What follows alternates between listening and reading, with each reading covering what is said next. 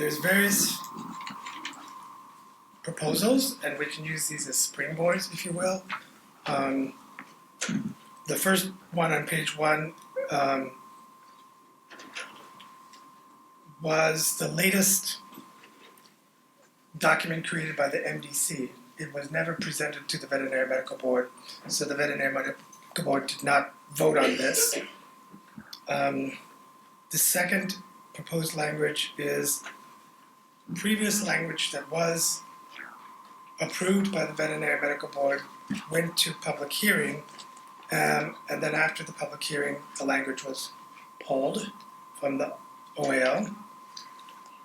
Then, thank you to Lee Heller. Lee Heller, these are definitions of animal rehabilitative physical therapy that are in other states, but Lee has edited out other portions of that language that deal with supervision and educational requirements, which we'll eventually get to. There might be some overlap in some of them. Clarify why I did it. This is materials we already received in preparation for this meeting, but for the purposes of my brain, I just wanted to have all of them in one document. So I selfishly did it for myself yesterday, and then realized I wasn't sharing with the rest of the class. So it's not additional information. It's nothing we haven't all already received, but it seemed like it would be easier if we had it all at our fingertips in one document. So,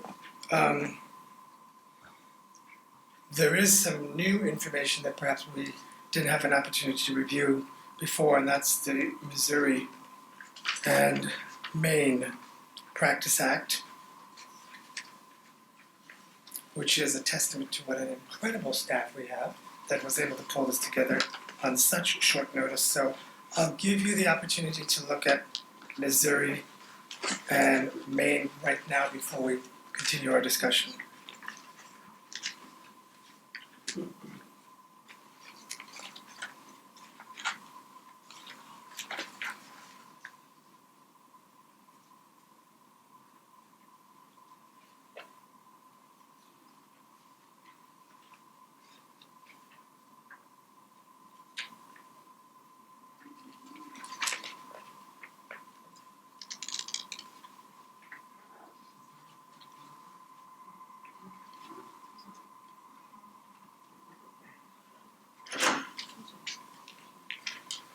Well, if anyone sees anything in Missouri that talks about physical therapy, let me know, but I don't see anything about physical therapy in Missouri's. Mr. Chairman?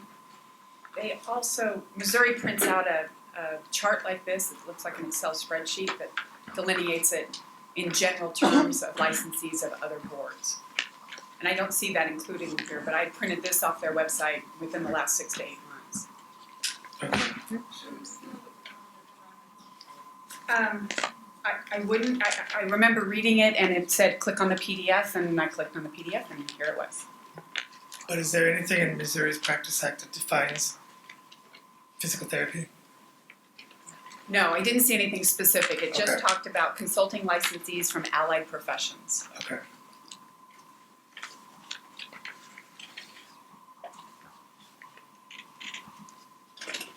And this language from Maine, is this, am I to understand that this language is what resulted in a lawsuit? Section 7A?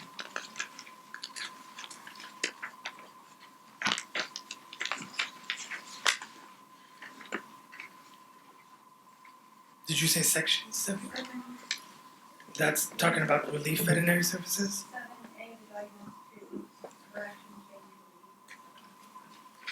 Chair Nunez, I don't know if it would be appropriate to ask the member at this point if she could provide more detail about the nature of the lawsuit. So what's being sued about?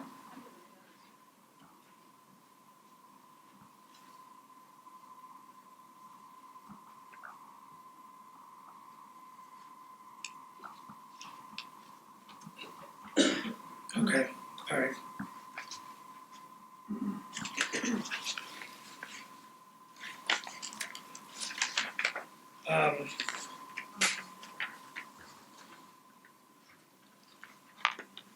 If I propose we start with page 1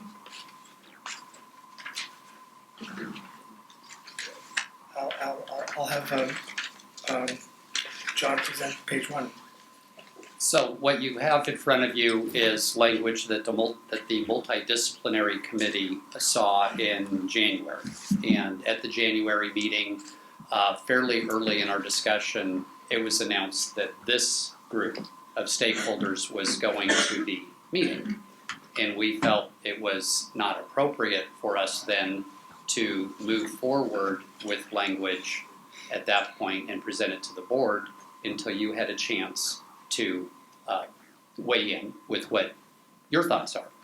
But the language here represents a lot of conversations and a lot of work, and it was a very thorough response to the September 2015 testimony by stakeholders and laypersons across the state, as well as the hundreds of letters and comments that were submitted to the Vet Med board that rejected the language that is on the back of page 1 and subsequent, that language that had been submitted and then was withdrawn.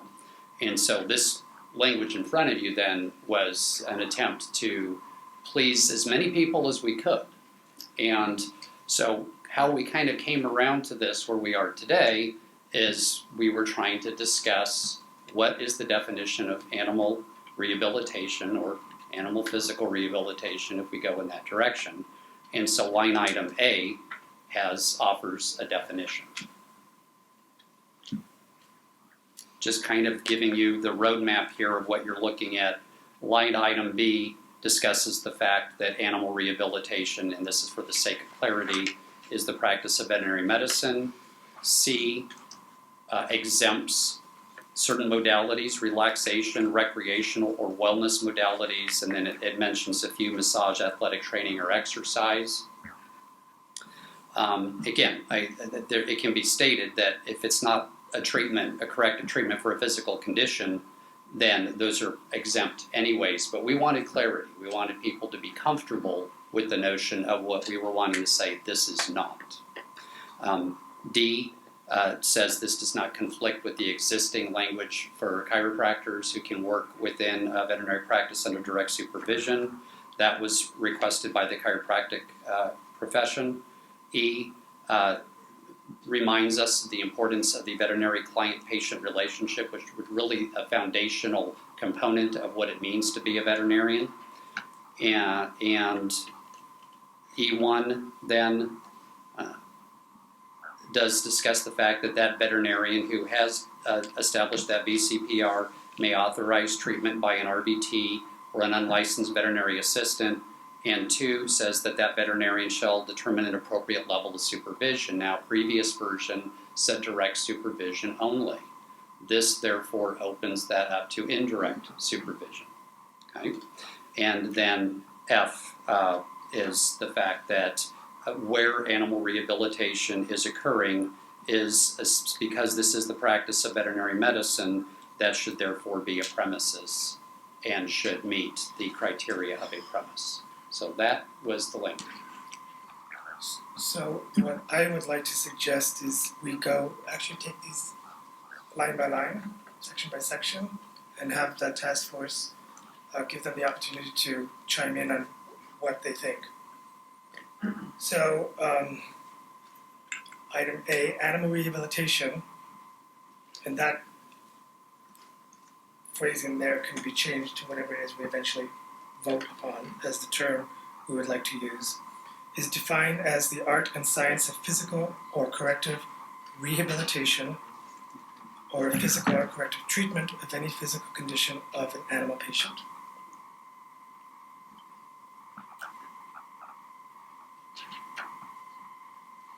Yes. I think that it's great that we got this. Thank you. This initial effort at definition, though there are 2 national organizations that have already published definitions of animal rehabilitation on their websites. Both the American College of Veterinary Sports Medicine and Rehabilitation and the American Association of Rehabilitation Veterinarians have similar but a little bit more specific AARV refers to it as the treatment of injury or illness to decrease pain and restore function, with function being the key word here. As I read the MDC's definition, it's a bit broad. It really, when you look at it, it's the treatment of everything. You know, the American College of Veterinary Sports Medicine and Rehabilitation models theirs after the American College of Sports Medicine and Rehabilitation for humans, and they use as their mission promoting expertise in the structural, physiological, medical, and surgical needs of athletic animals and the restoration of normal function and function after injury or illness. So they're taking sports medicine and rehab there. But again, they point to the return to form and function after illness and injury. Function being the key word. So that really, really narrows it down as far as to go on.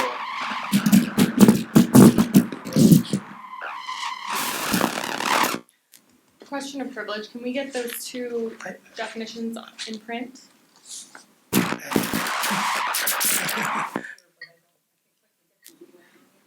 can look them up. Thank you. So, would you just mind reading that first definition again? And we will have it in print, hopefully soon. Here, I can use this other mic over here. Just okay.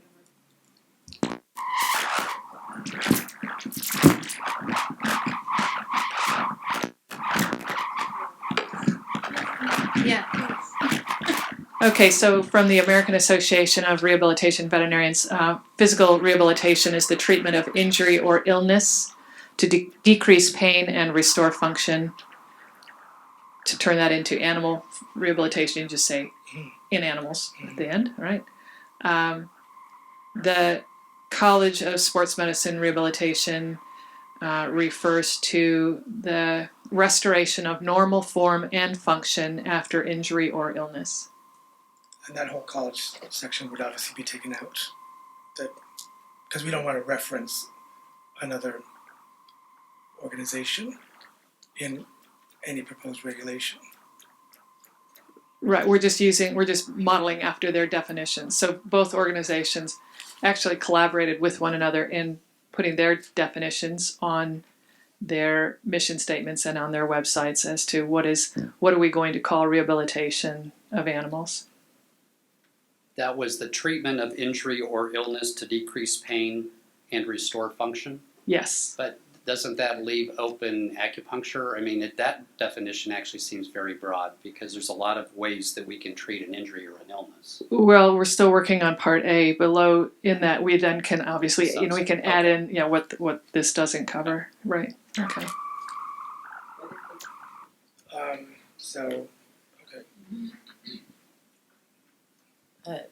Dr. Van Dyke, could you just tell me, is it decrease pain or return function or and? Because I can interpret those really differently for our definition purposes too. And. Chair Nunez. Yes.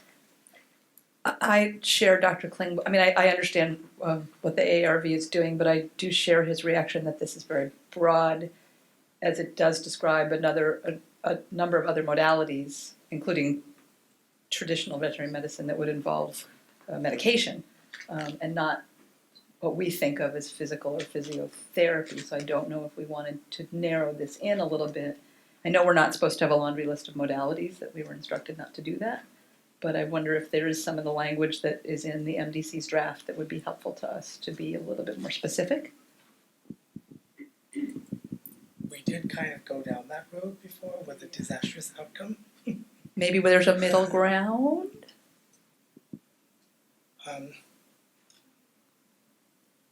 We don't have a motion or anything on the table yet, so I'd like to just continue this discussion. Go ahead. I like to just throw out some of this terminology that might work. Animal rehabilitation remediates impairments and promotes mobility, improves function and quality of life through examination, pathofunctional diagnosis, pathofunctional prognosis, establishing goals, treatment plan development, education, prevention, and physical intervention. So we're not going through the whole laundry list of modalities, but we are getting more specific with the different things that Prevention in that?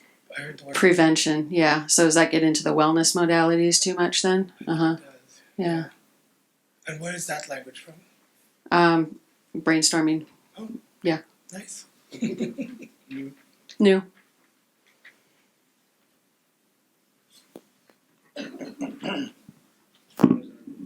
Just a moment, parliamentary procedure. For those that may be watching at home, I presume the task force is back on item number 7, discussion of scopes, and sort of using a broad definition of item 7 because we're sort of a task force and not necessarily board. But my presumption is we're trying to define the scope of practice of like Prince, the artist formerly known as Prince, about the name of it, and under Miss Heller's thing, we're trying to figure out what that definition means, and then we're trying to name it. Is that correct? That is correct. Okay, just for those that are following along at home. So, thank you.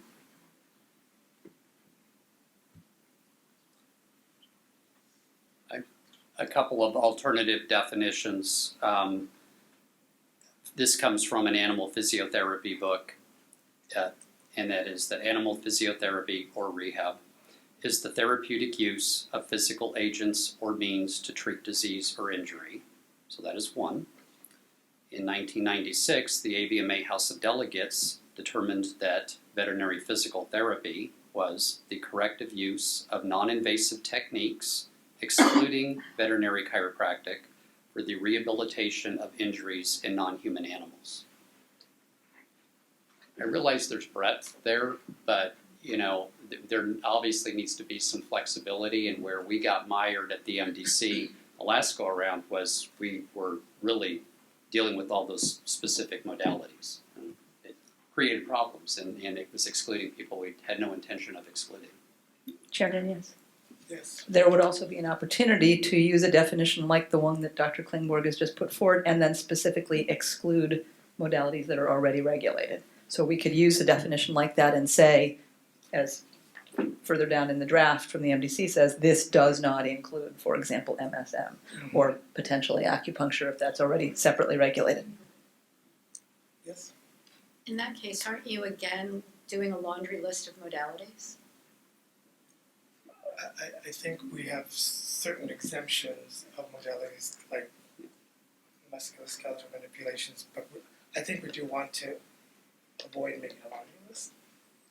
So my understanding of what Dr. Klingborn is proposing is that we're excluding a modality, but then you'd have to exclude other modalities as well, and then you're back to a laundry list of modalities that are being excluded. If I may respond, the reality is that in item C of the first page here, where we do exclude those modalities, quite frankly, that was to keep the villagers from rioting. Okay, we wanted all those modalities to say, we heard you and we're not talking about you. But those are preventive and wellness modalities. And so if we lined out item C and just focused on the language in A, which is that we're talking about a corrective treatment of a physical condition of an animal patient, perhaps we need to say injury, but we're not talking about maintaining health and well-being. We're talking about restoring health and well-being. And so, I mean, again, we could probably do it all if we had a definition of A that we really liked by focusing on what we're doing, which is trying to treat an injury of some sort. And musculoskeletal manipulation is a special modality because it's already written in the Practice Act. Right, exactly. So as far as physical condition, anything could be considered a physical condition. So we are talking about abnormalities in the body, like an injury or an illness that requires some kind of physical restoration. So what if we just change that one word? Like any physical condition that results in Well, loss of physical function injury. or pain Well, that's subjective. or Val? On the definition that we're speaking of right now, at the end of it, what about adding after an injury, illness, or surgical procedure? because I think we're trying to get away from talking about wellness, exercise, a lot of other preventative type things. So in defining what it follows, that might be helpful.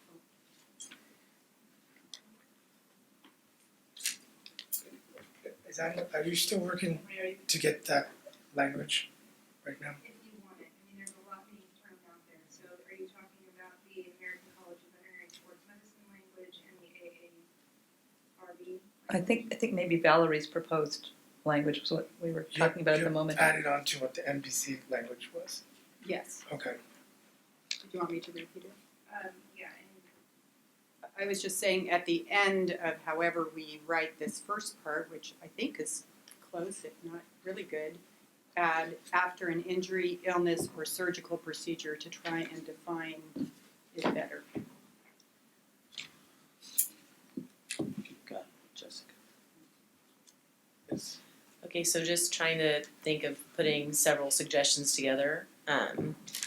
So I think if we were to add, the physical therapists talk a lot about function. That's something that vets don't use that term a lot, but PTs do, and I think accurately so. So I do see a place for that in directing the definition, return to function. Return to function. Pain management is part of whatever this thing is that we're talking about, this undefined thing. I do think, and both those words are used already in the AARV's definition that Dr. Van Dyke pointed out, and I think we could always add those to the very end part, and then even including some of the stuff that Val just said. I think a word that we could use is ailment, because if we just think injury, it doesn't cover degenerative changes like arthritis and chronic disc disease, and things that are just old age kind of related things. So maybe, and you guys can put it together better than I can, but maybe working with animal rehabilitation is defined as the art and science of physical or corrective rehabilitation after an ailment, injury, or following surgery. Maybe to decrease pain and return to function, to help an animal decrease pain and return to function. I'm just trying to bring some of those things together, and we could always work from there if we all like where it's going. Does somebody have an open Word document? I'm doing it right now, You're doing it? Okay. and I'm writing down what she's saying, and I can read back Okay. stuff and make Good. suggestions if you want. You're the official words. Nicole? I don't know what our technical limitations are, but I think it would be helpful, I mean, now that we have a Word document open, if there's any way to use a projector so that we can have a visual representation of what we're discussing. And then my second point, limited. Okay. Well, thank you for checking, Anne-Marie. I was turned and someone nodded with Okay. Well, my question is, when we're looking at the definition A and we're saying simply a corrective treatment, to me that is what's making the definition so broad. And if we were to take out the or and say that and use physical to modify what type of corrective treatment it is, of course I'm not technically within this industry, so if that has a meaning that I don't know about, let me know, but using the physical to modify what type of a corrective treatment seems like a way to limit the definition. Okay. Hi. This is just a perspective really from someone who's an outsider but has been observing things for a number of months. And what I've watched is something like Dr. Klingborg that you've described. You've gone back and forth between specificity and generalities. And it seems like we're going into that again, into a cycle of trying to and struggling with specific words, etc., etc. This is something I've noticed, the Utah statute. They don't try to define physical therapy. They don't try to define acupuncture, what it does. What they do, and I found interesting, is that they rely on, they call it physical therapy, whatever you want term it in the end, or acupuncture, they refer back to the Physical Therapy Practice Act and let physical therapy define itself. And what they do then is to say, well, I'll just read it. Upon written referral by a licensed veterinarian, the practice of animal physical therapy by a physical therapist licensed under Chapter 24B, Physical Therapy Practice Act, who has completed at least 100 hours of animal physical therapy training, including quadruped anatomy and hands-on training approved by the division. To me, that sidesteps all this continuing back and forth over listing things. Is something a wellness? Is it preventive? Is it corrective? When somebody's already done the work for you and you have a really good model, this looks like a really good model to me, is that it avoids a lot of the back and forth and one camp being dissatisfied with it being specific, another camp being worried about all the generalities. I just think this is very good because it also covers some of these other major modalities like acupuncture and whatnot. Of course, we're just dealing with the rehabilitation or physical therapy right now. But I just think, I sit here or watch my webcast or whatever, and I see everybody struggling the same thing time and time again. And would it be worth considering just short-circuiting that completely and look at this kind of different model?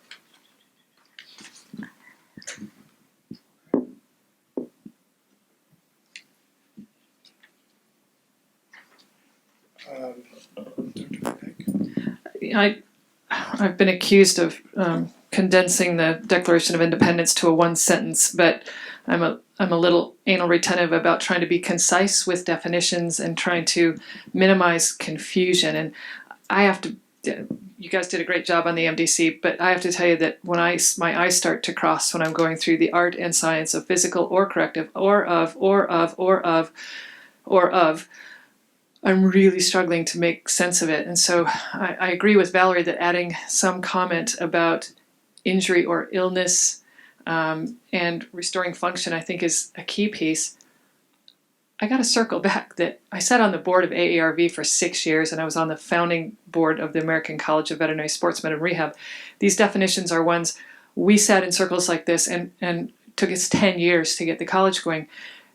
These definitions are very concise, and really inclusive, but also exclusive, and it's very simple to put the exemptions behind them, as you've done here. But I think the key is to make the overall definition as simple and concise as it can be for the benefit of the public, as well as for those of us involved in doing it. So that first definition that you read, would that be satisfactory? I think it covers the basis: the illness, the injury, the return to function, the addressing pain, without getting into laundry lists, and with very clear language. When you really look at what we have on the MDCs under A, you could take I think 11 words here and make them all just say treatment. Okay. So do you have that language on a Word document?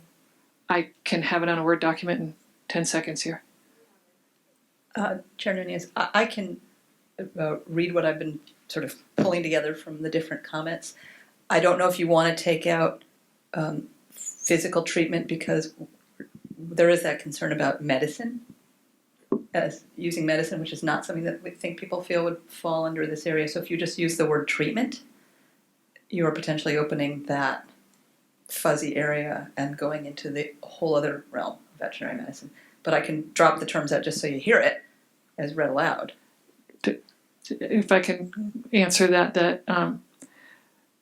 the word physical was dropped from that definition only because the paragraph starts, physical rehabilitation is the treatment of injury or illness to decrease pain and restore function. So we felt physical was redundant, putting it back in again. Do you want me to try to read what I've been trying to pull together from everyone so far? I guess, can I propose that you just use the term animal physical rehabilitation just for now, Sure. knowing that we haven't voted on it? Yeah. Just so that, Okay. so we can hear the way it sounds. Absolutely.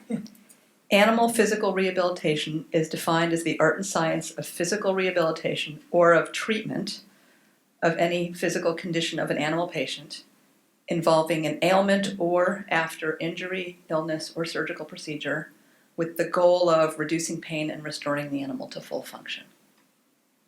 Returning Again, them. please. Restoring. Dr. Walden. I just think, first of all, full function is rarely achieved, sorry. Okay, it's a goal. It's a goal, it's a functional goal, but not always. Okay, give me that. I just wanted to find But- something that the practitioner's working towards. Do you like restoring or returning It's a good question. I think restoring to restoring to to function. I think you function? don't need to qualify function. Dr. Sims? Maybe a point of clarification would help me out, and it goes back kind of to the laws and regs in service we got this morning. Is this statutory language or regulatory language? Statutory language is usually broadly written, and because the definition here is almost verbatim in 2620, the first 13 words of a statute. This is regulatory language. Well, and so we're almost putting a round peg in a square hole here, because the beginning, this term here is near verbatim. Physical therapy means the art and science of physical or corrective rehabilitation or a physical or corrective treatment of any, and then it changes because now, and that's statutory language, and yet we're trying to use that and lift that from the PT Practice Act statutes and make it a regulatory event. And that's, for me, I teaching this at the university level for our PT students, the very broad stroked statutes then get further refined and further defined regulatory with the line and verse, much more specific stuff. And I don't know, if that's maybe making it a little more confused here. So the original question is, this is regulatory language or Are statutory? you referring to statutory for physical therapists? Pardon me? You're referring to statutory language for physical therapists? 2620 is, it starts out the first 15, 20 words. Physical therapy means the art and science. You can read now down at your paper here. This animal rehab. Okay. You see, But as what, well as verbatim from the statute. yeah, but just what, so- what we're as talking I'm- about is animal physical rehabilitation, which I don't think that there exists any statutory language at this point. Correct. I recognize that it's in Right. So that's what I'm your trying language. to. That's what I'm. It's a little confusing to see. Just statutes. Physical therapists can use assisted personnel. That's statute. Regulations say how many aides, how many. That means more specific. So, there's value to statutes being statutes broadly written, and there's value to regulations being more specifically written to help give us operations to the legislative body, making the laws of the land, and the executive branch, of which this Yeah. task force is part of, then executes that. And so there's time and place for specificity, there's time and place for broadness. But the And charge of this task force is not to rewrite your language. I know, Because but it's, Chair Nunez, maybe I can help clarify, because I've got, so page 4 of the information sheet that we all received has the scope of practice of physical therapy, which is Business and Professions Code 2620, yes, which is what I think James is talking about. And it starts out using the same language that the MDC came up with. It actually then goes into incredible detail, James. So I think, given that it's statutory and not regulatory, it's My really word. detailed. Yeah. So it's not broad and vague. But I think maybe what you're trying to say is that actually the language that the MDC started with is very similar to the Physical Therapy Practice Act definition. But we're now, I think, trying to make it look like something that would fit animals. yeah. And my thing is, I think there's value if it's regulatory, that there is some detail to it, because that's Okay. what the regulatory executive branch of government, this executes that. And there needs to be a little bit more direction for the licentiate, for the consumer to go, who should be doing what with my animal, and whom, on whom, by whom, type thing. So Okay. Yes. Two things. So we have statutory authority already, and that's 4826, which defines the practice of veterinary medicine. So we are trying to actually create regulation here. You're absolutely right. So that's one. And I don't know that that derails the train that we're talking about regs here. I don't know that that changes the importance of the conversation. Number two is, I hear you, Dr. Van Dyke, and I agree. I think that less is more in many cases. And what I heard you saying for a definition was animal physical rehabilitation is defined as the treatment of injury or illness to decrease pain and restore function. Okay? Which then, so one more time, animal physical rehabilitation is defined as the treatment of injury or illness to decrease pain and restore function. You got that, Lee? Or and restore function. Well, that's a good question. Okay, thank Yeah. you. I just didn't hear it, I don't. Yeah.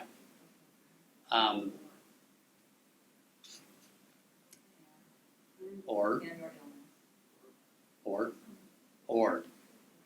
So they're both of them are and or. Animal physical rehabilitation is defined as the treatment of injury or illness to decrease pain or restore function.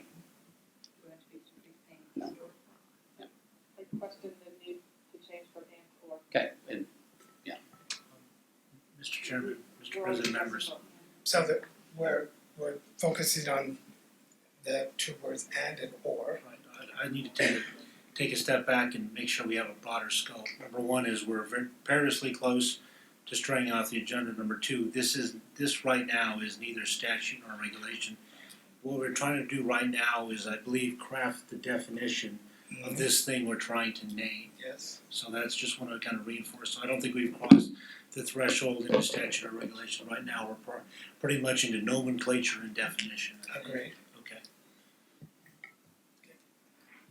I'm all in favor of things being as simple as possible, but if you look into this definition, you're describing surgery, you're describing prescribing medication, you're describing a lot of things that do not limit themselves or restrict themselves, I don't like that word either, but that don't focus themselves, if you will, on what we do in the rehabilitation arena. And so that I love this, but that concerns me because that's what I do when I do surgery. That's what I do when I'm not doing rehab. So I have concerns about that as a definition of animal It wouldn't rehabilitation. prevent you from doing those other, Correct. so I do hear you, it's a very good. So it almost goes back to when you look at how we list out that we do surgery, medicine, and dentistry, we don't define them either. We just list them when you go back and look at how the regs are written. So I don't know how much of a definition is needed. I think it does, but this has me a little bit concerned. Yeah, it's a good point. I'm questioning whether or not we need to do anything about it because I don't think it would be restricting anything that we would want to do. Yeah. We find these things out when they happen. Do you want me, Shayla's requested the reading back, do you want me to read back, I think it's Janet's definition tweaked? Animal physical rehabilitation is defined as the treatment of injury or illness to decrease pain and or, that's where I'm not clear, restore function. So let's talk about this and or. And I have it right now as and with a slash or, but I'm waiting to hear what the group wants.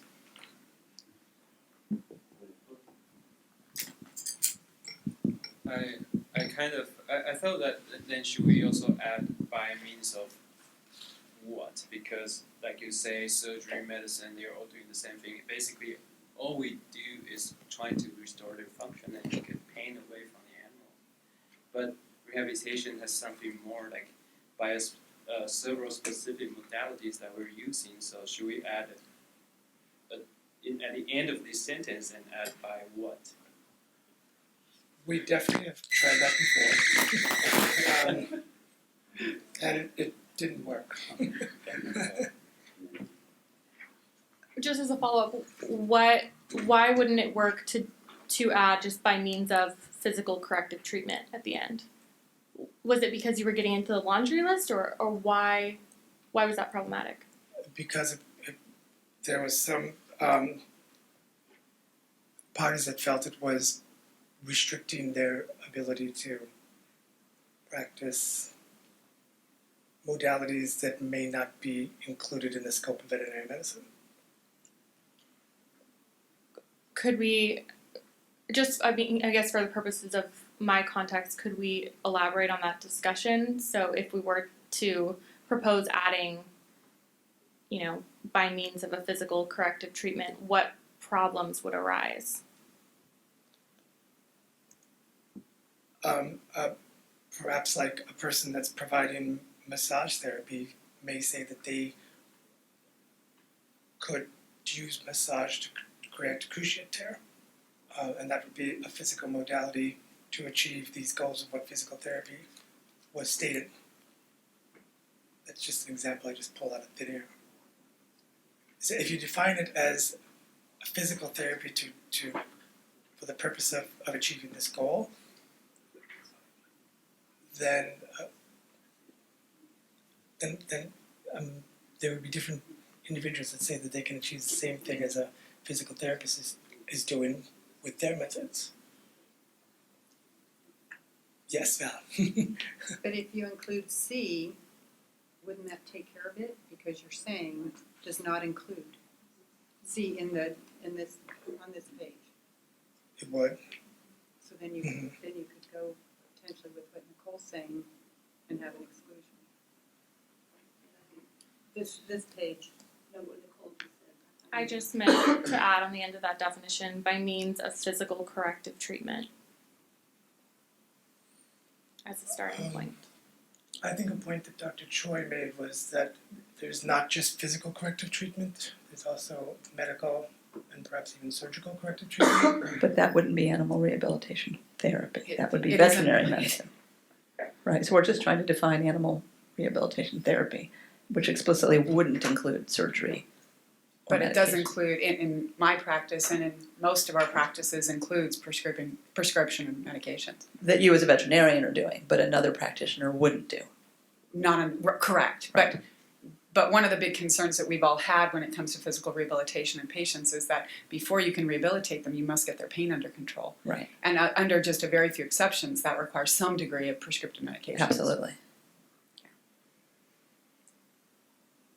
So are we feeling that it would be okay to include just physical therapy? Would you be okay with that? It's not restricting your ability to do those other things. Correct. I think the pain part is really important to have the decreased pain part in there because that's a huge component. I think anybody can agree, a huge component when it comes to rehabilitating animals, and that has to be addressed. And that does give people the leeway on how to address it. I don't think we should have anything that requires every patient to have to be on prescriptive medications. That's not what I'm saying. Yeah. I just say that the diseases that they present to us, the conditions tend to need that level of support to get them to a place where we can return them to function. Okay. If we're to add all of the modalities that a vet or a physical therapist might use for physical therapy or animal physical rehabilitation, then we're in a laundry list again. So I think it would be implied to people who know that pain management and pain remediation is a part of rehabilitation. I think it's just in the definition itself. But that's not a So that's not a modality, it's a goal. it's a goal. Yeah, so it's a different I think concept. It's implied. Okay. But then you're getting into another laundry list. You're talking about prescribing drugs or, advising the patient, and then you have to list all of that as well. But those are again modalities as opposed to describing the goal that the practitioner exercises. Because we have to have something in this language, otherwise we're just wasting the afternoon. So keeping it general and not having a laundry list of modalities, but having the goal towards which any modality would strive, I think is what we're trying to get at. Okay. I think Dr. Sims? Yeah, I was just wondering, Mr. Hepler, you mentioned earlier there's some kind of implied and inferred things, open the mail to do what you got to do type thing, and a great point in terms of surgery can fit that. But is there not like the common sense rule that, or do we need to add and see this does not include surgery and other things? I'm kind of debating the laundry list versus prescriptive enough to, kind of help the consumer, help the veterinarian know what is within statute, what's in lawful practice and what's not, and that's the dilemma I think we're all having right now. And it's a good discussion to have, but is there room for you get to open the mail to run the place? Okay. Mindset you said earlier this morning. Dr. Klingberg? I think some of this, we get some direction when we look at 2038, which is the musculoskeletal manipulation language. And it talks about applying your hands and doing some things. And the part of why we're here having this conversation is because if you read that language, it sure sounds a lot like physical therapy, animal physical rehab as well. And so, but the heading of 2038 is musculoskeletal manipulation. And so that's our clue about what the heck we're talking about from there on out. The heading of this is animal physical rehabilitation.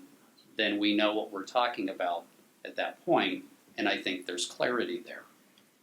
So Lee, can you recap where we're at, including the language that has added physical therapy to Nicole? Well, I have sort of two different versions we've been working on, and the second one is the shorter one. So I'll read that first. The other one was the MDC with revisions. The shorter one is animal physical rehabilitation is defined as the treatment of injury or illness to decrease pain and/or restore function by means of physical corrective treatment. That's Nicole's edition, which I have bracketed.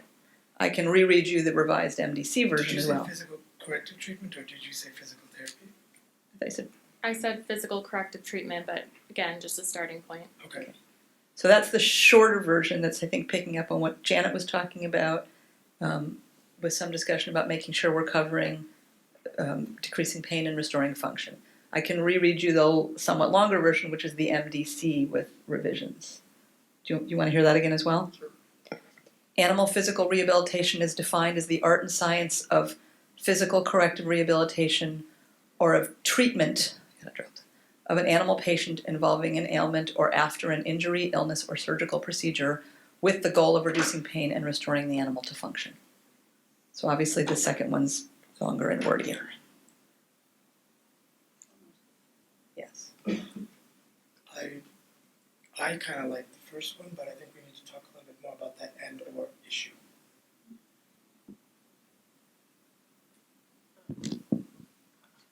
I have a tendency to sit on a lot of boards. So I'm also on the International Veterinary Academy of Pain Management. And I'm obligated to say pain must always be addressed in every patient.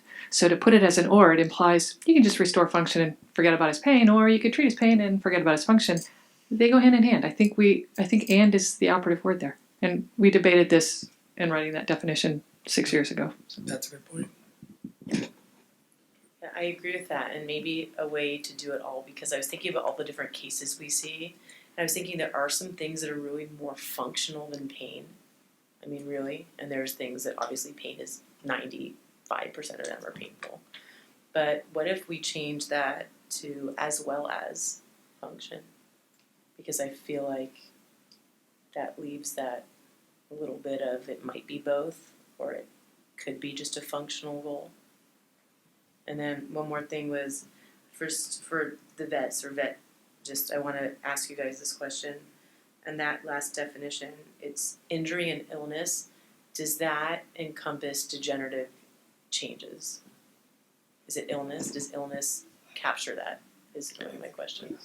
Yeah, and the definition from AVMA, illness includes degenerative disease. For which definitions? AVMA defines illness as including degenerative disease. Okay, So that's why we were able to bring it down to one word. Okay. I think instead of as well as, so we're talking about decreasing pain as well as restoring function, I would offer decreasing pain and improving function, and remove restore. And again, restore is a problem for me because again, that says you're getting back to 100%, but improve might be a little bit more real. Chair Nunez? Just because for once I want to talk about content rather than just being the secretary. And I don't know if I would never think of you as just a secretary. Thank you. No, actually my official title is Khaleesi, for those of you who watch Game of Thrones. Although after last night, I don't know. It's really harsh. So the only reason I kind of like the and or concept is that it allows for both as needed. So as a consumer, I have taken multiple animals in for animal physical rehabilitation, to use the term of the moment. In some cases, pain has been involved. In some cases, it's purely about restoring function. There's no pain. I want all of that to be covered, assuming that's all practiced. So the and or really allows you to tailor that to the situation and the patient, I think, from a meaning context. So just food for thought on that. You know, I could see an instance where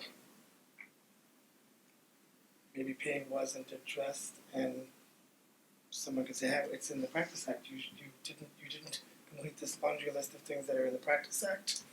So that's a good point. And I don't think that someone's gonna hopefully file a complaint against a practitioner because the language didn't tell them to address pain. But again, so animal A may have a function issue and a pain issue. Animal B may just have a function issue. The goal is for the practitioner to be addressing whatever is needed, but to have the capacity to address both. And you're proposing that and or would. I think so. I'm open to feedback. I love that. Could we alter the word? Actually, let me oh, go to so- I'm Nicole sorry. and to you. Just piggybacking off of what Lee was saying, I think that, logically or allows for both. So by using or, you are in fact having a broader definition. And I'm wondering if there are, situations in which you are only addressing pain. You're not talking about function. And then, so you want those situations to be able to have this definition apply. So I think in that case, or is broader. Less of a directive, but more of qualifying for the actual definition. Dr. Van Dyke? Could we compromise by saying instead of decrease pain and restore function, address pain and improve function? Therefore, we're at least assessing the patient and whether they have pain. Most that have limited function, it's because of a painful issue. So I just want to make sure that pain doesn't get dropped to a you can decide if you're going to deal with that or not kind of topic. What do we feel about address pain and improve function?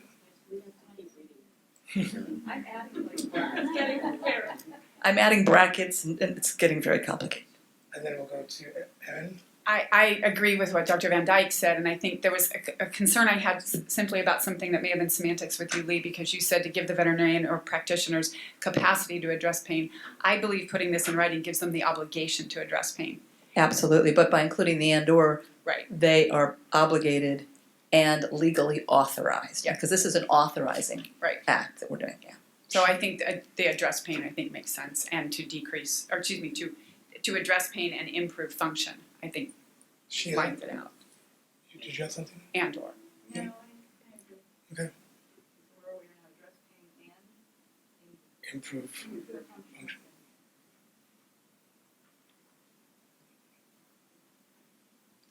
All right, let's hear it. Okay. Animal physical rehabilitation. Animal physical rehabilitation is defined as the treatment of injury or illness to address pain and improve function by means of physical corrective treatment.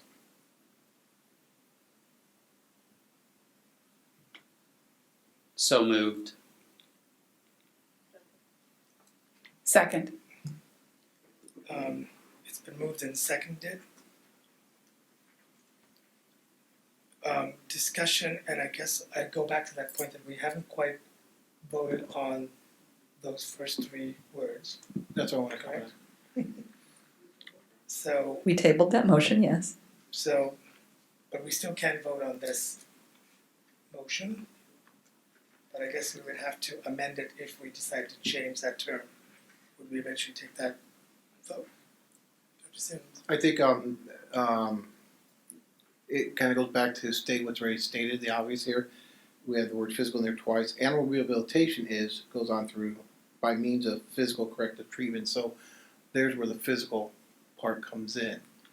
So I think we can go back, maybe an amendment to the motion that first physical doesn't need to be there anymore since we have the physical. We're qualifying the treatment as physical corrective.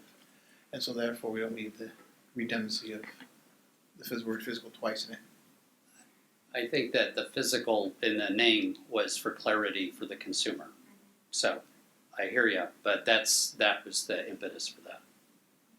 I'd still probably keep the second physical still qualify that more clarity than for the layperson. Okay, we still have a motion on the table. Any further comments? I just wanted to make sure everybody in the task force feels comfortable that this also addresses post-op patients. Are they patients that have been injured, or are they patients that are ill? Do we consider it to be iatrogenic injury? Is that how it's looked at? Surgery is an injury. Injury, okay. Further discussion? Just a point of clarification, Mr. President, members. So we're working off page 1, which is the MDC proposal. Are we still working on subdivision A, or what is the motion to do, what, to include that as the definition? I'm sorry, I can barely get my toaster to work. I'm just, I think we've had a motion and second on the language I read a moment ago that would define this area. I can read it again. I've been calling it something specific, just so we are clear about what we're talking about. It's not the MDC draft with revisions. It was a new proposal with revisions, which I've been calling it Janet's definition with revisions. Any further discussion on the motion on the table? Just a further clarification, although this is a standalone definition, functionally, we're wanting it to replace A to still include B, C, D, E. Okay, thank you. We'll get there. Do you want me to read it one?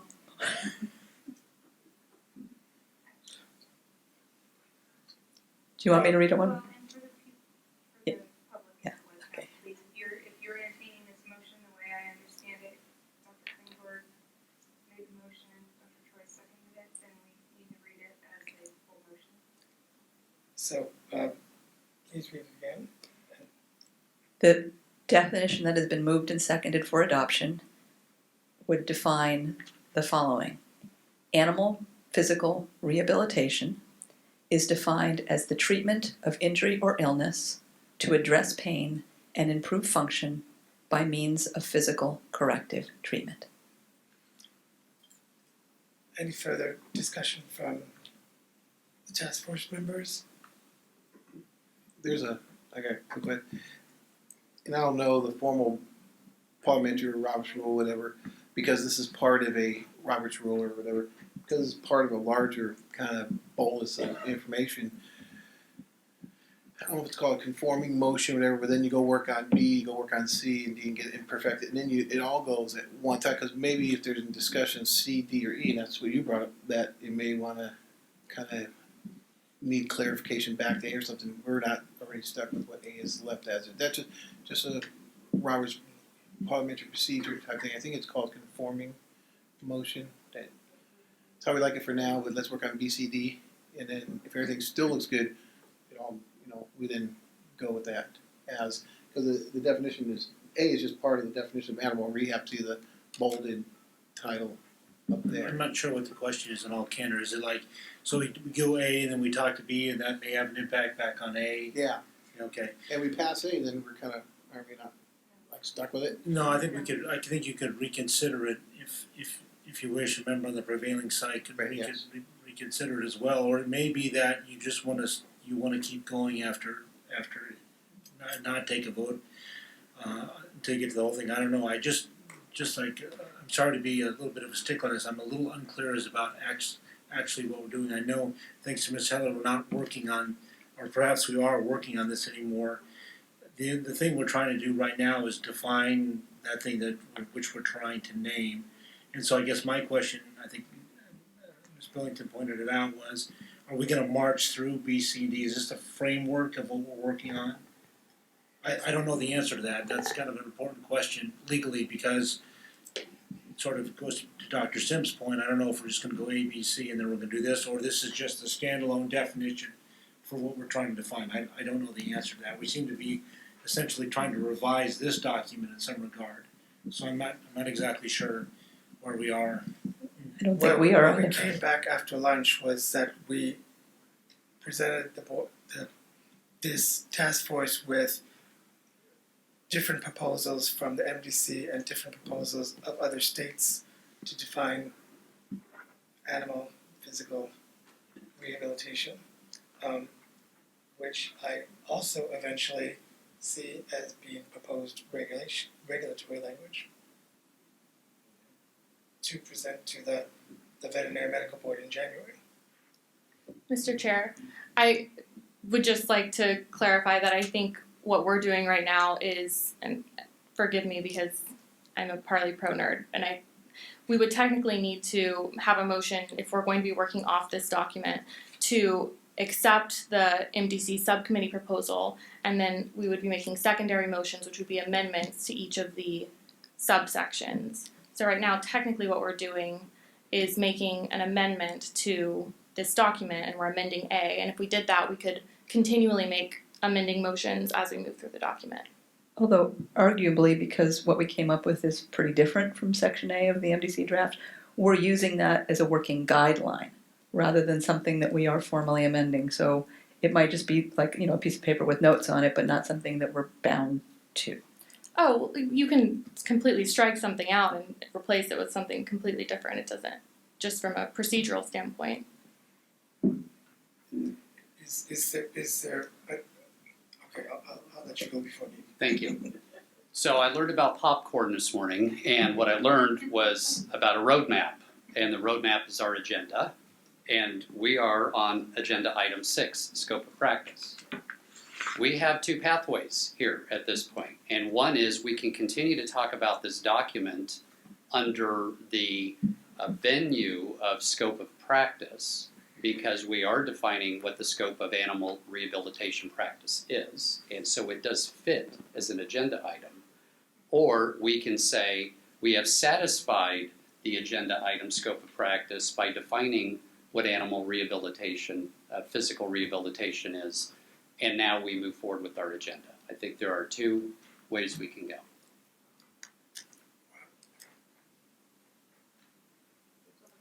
I know. You're still entertaining a motion here? I guess the final question from the lawyer's perspective is this thing just going to stand alone? We're just gonna say animal rehabilitation just is for the purpose of this discussion, or are we gonna continue on? Because like I said, I think it's kind of a big deal. It doesn't matter, I have no policy objective here, I'm just trying to figure out, is the next course of action then we would tackle B? Well, this thing was never adopted by the board. This is not official language in any sense. So I tend to agree with Lee that we're using this as a springboard to propose Certainly, language. certainly. Unless legal counsel or Nicole tells me that there's something incorrect with how we're doing it. No, I want to make sure that C is included. I'm a little nervous that we're passing a definition and then just moving on, because I think that C is very integral to the definition that we've crafted, and I don't want to leave that out. It's my only concern. And maybe part of the motion discussion is an understanding that we are simply agreeing to recommend the language of this section. We're not then leaving the larger project of looking at the different elements of what we're proposing. So we're just literally offering a 1-sentence All right. definition, and before we move on to other elements that we think are necessary. Mark, you have something to hand up. Apologize, just a quick question. We tabled the name as we moved on to the next topic. Can we maybe do the same with this to go to the next step so that, again, it's all inclusive? We could. Just a thought. We could ask for another tabling of the motion, knowing that there seems to be informal consensus. Okay, we could. I will not table the motion. So I think that we can make progress here, and quite frankly, the table motion becomes moot once we have this motion passed, because we have a new name for the modality. So now we can't. Okay.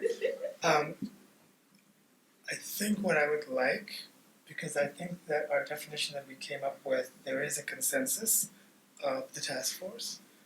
I would just like to take a quick opportunity to ask if there's any input from the members of the public on our definition.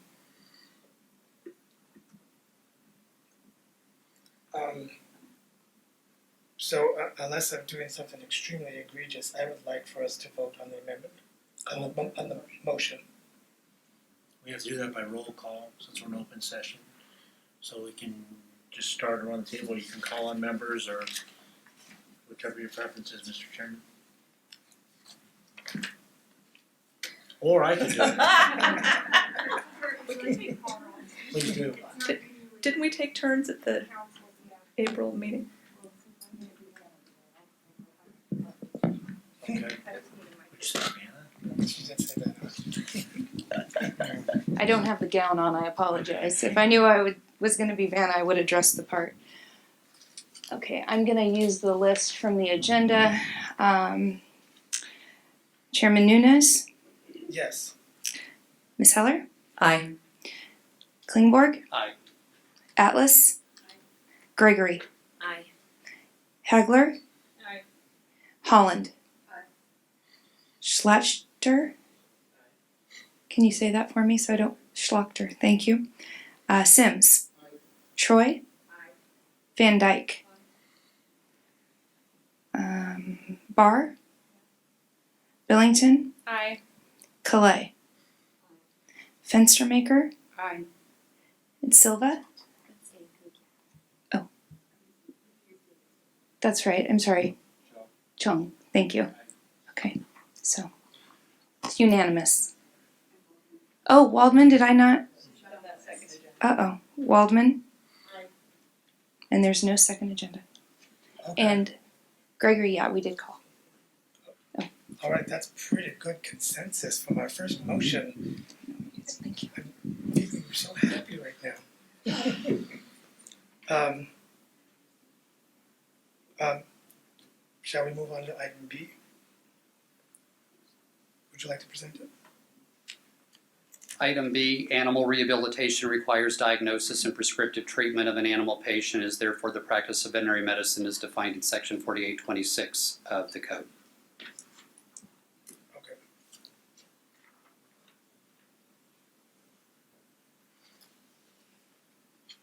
So this goes back to diagnosis and treatment.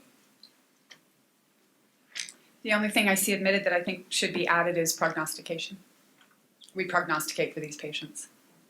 And I think that just includes in all the three factors that we participate in the veterinary field are diagnosis, treatment, and prognosticating. Well, it should say animal physical rehabilitation, so that was my error at the beginning B. I'm not sure that the word prognostication appears elsewhere in the Practice Act, so Are those the three, am I just making that up in my little brain? yeah, it would be a new term and stand undefined. Then pretend I didn't say that. Yeah, I've always remembered it as diagnose and treat.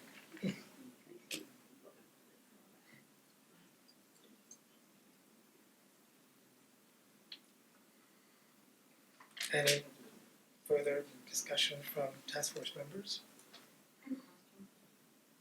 Would there be any circumstance in which a person could contract with a physical therapist who's trained in animal physical rehabilitation without a vet?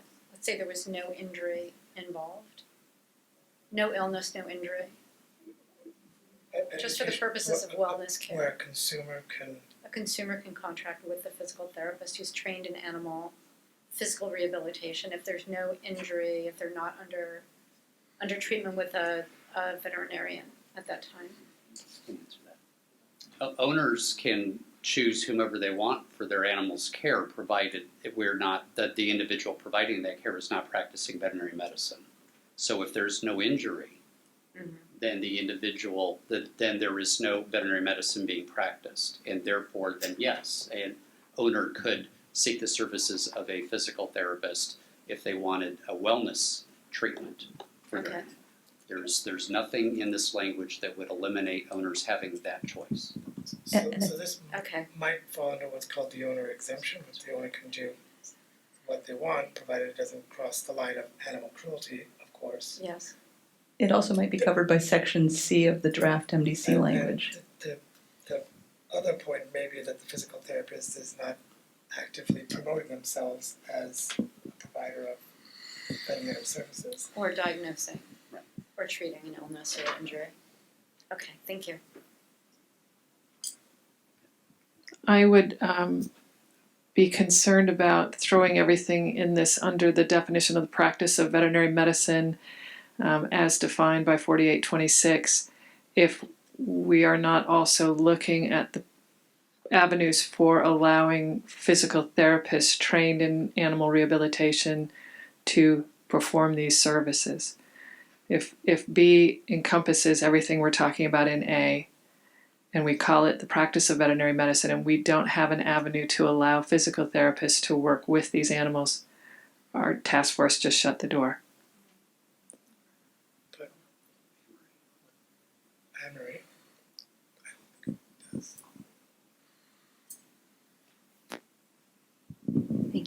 probably time we address that. What you're doing today is working through definitions. In terms of statutory authority, that's going to be a next step. If in fact we carve out the definition and you create the kind of oversight under the Veterinary Medical Board, if we're going to allow other practitioners that are non-veterinarians, non-RVTs, to engage in these modalities, therapies, whatever we want to call this, there has to be a statutory change. Because at this point, they don't have the authority to practice what's already considered veterinary medicine. So those excluded elements, those individuals that are doing those excluded elements would not be practicing veterinary medicine, so there'd be no reason to exclude them in the statute. But anybody else who you're calling into the field, there has to be a statutory change. So you're absolutely right, but that shouldn't be a concern. It's just that's a statutory change that we need to talk about and how to achieve that. Is it in the Physical Therapy Practice Act? Is it in the Veterinary Medicine Practice Act? So that's kind of that next layer of how do you get where you're going if you agree on what that blueprint looks like.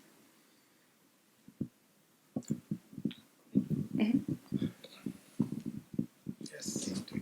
But also, since right now we are only working on the regulatory side of things, since that's what we're doing, if we are looking at the MDC subcommittee proposal as our roadmap, and it talks about under E1, I know I'm skipping ahead, but it is relevant to the point, unlicensed veterinary assistant.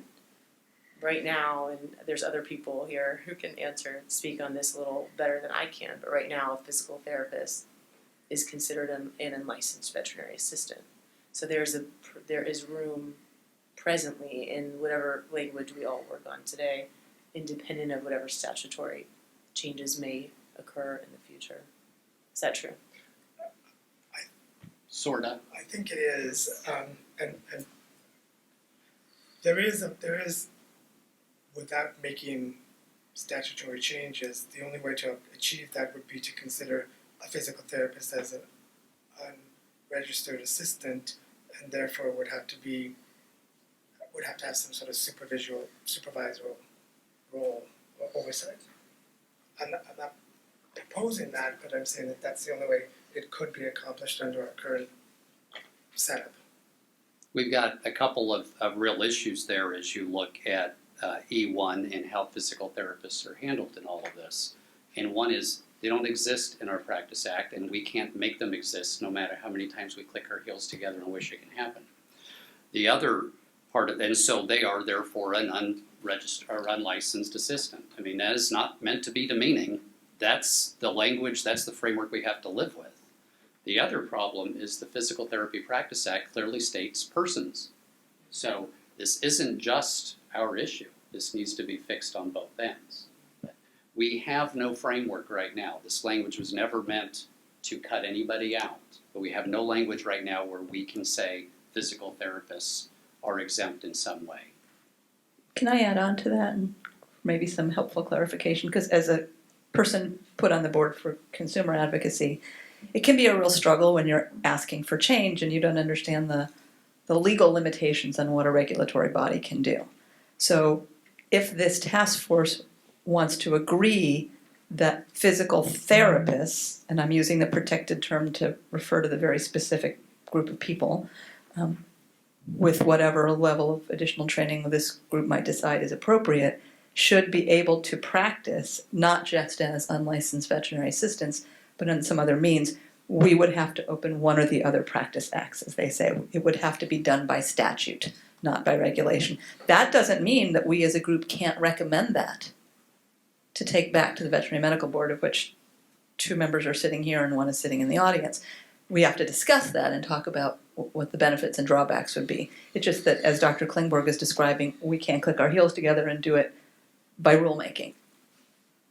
But we can recommend it if we think it's a good idea. So if we do open up somebody's books and allow for physical therapists to perform physical therapy, and I'm using that protective term, would there still be the qualification that it has to be prescribed by a veterinarian?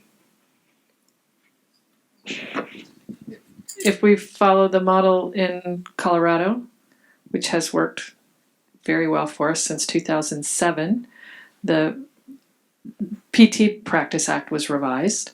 It defines very clearly the training that they are required to receive after they've become licensed physical therapists, including what topics we have to train them in and how many hours of contact time they need with a veterinarian. And then they need veterinary medical clearance, which is defined as a valid veterinary client-patient relationship and a working diagnosis, and that veterinarian approving the physical therapist then taking on the therapy of the patient. They also clearly define how often the PT has to maintain records and maintain communication with the referring or the physician of record. They don't necessarily use the word referral, but veterinary medical clearance. So veterinarians are still diagnosing and prescribing treatment. They are making their veterinary diagnosis and saying, please help me. Their veterinary diagnosis might be post-op TPLO, please help me. It might be front leg lameness, please help me. It might be, I don't know why this dog walks like this, please help me. The PT then makes their own PT evaluation, communicates back to the veterinarian, here's what I'm finding, here's what I'm recommending. The veterinarian of record signs off on, sounds good, keep me posted, essentially, is how that works. So do we need to add to proposed section B at this time? Or do we address that later with? I don't have a microphone, but could you, Dr. Van Dyke, clarify who is liable in the case of the veterinary clearance? Is it the... Hold on. Can you repeat the first part, please? If you could clarify who is liable in the case of veterinary clearance. Is it the physical therapist taking on responsibility if something happens to the animal, or is it the veterinarian? I should totally go Phil Donahue right now. I should go Phil Donahue, just kind of like take I'll the microphone save you the- everywhere. It's okay. I'm getting my exercise. All right. Do you have your Fitbit on? Yeah. Oh, good. So the responsibility lies in the hands of both parties. The physical therapist stands to be addressed by the physical therapy board with consultation of the veterinary board. So these two groups work together, and we did this in 2 years. I'm just saying. Got a whole state to do both, get both groups together and make this happen in 2 years' time. So the PT stands to lose their PT license if they are reprimanded by their PT board. The veterinary board can also step in and make recommendations to the PT board based on what complaint is registered. The executive director of the Colorado VMA is on my speed dial. Every time I teach our class referring to this topic, I call him. It's to the point where he just answers the phone going, 0. Because he knows my question is going to be, how many public complaints have we had against PTs working in the state of Colorado on animals since 2007? And I'd like to, we are getting a little bit off topic right now. We will have to address that as far as liability. But it's getting a bit off topic. I think what we have before us right now is that animal rehabilitation requires diagnosis and prescriptive treatment. This language I don't think addresses who can actually provide the physical therapy. But I'm not sure if we need to, if we don't add it to this section, I don't think that will restrict our ability to address it someplace else. Well, Mark, I think this language does say who provides physical or animal physical rehab. What it doesn't do is create an avenue for physical therapists to provide it, except under either direct or indirect supervision within an animal hospital setting. So it does have very specific directions, and it does have an avenue for physical therapists to provide that. No, you're right. Unfortunately, we can't call them physical therapists. We have to refer to them as veterinary assistants. But it actually is more liberal than the last set of language in a number of ways. So we recognize what needs to be added to this, but we just don't have the ability. Well, Right. I don't know what you mean by what needs to be added. I think that what this was a response to what we heard from the public about it being overly restrictive. There are people sitting in this room who want to see this even more open than this, and quite frankly, for physical therapists to be able to do this in the absence of a veterinarian. So that is something that this group needs to decide whether or not that's where we want to go.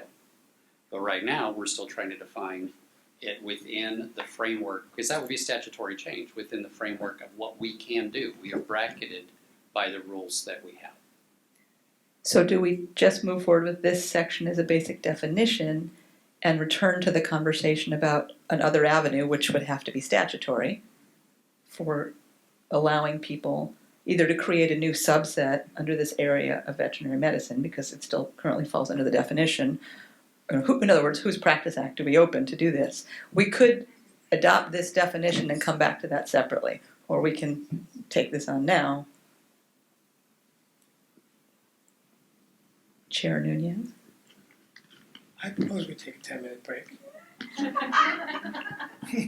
Let's take a bathroom break.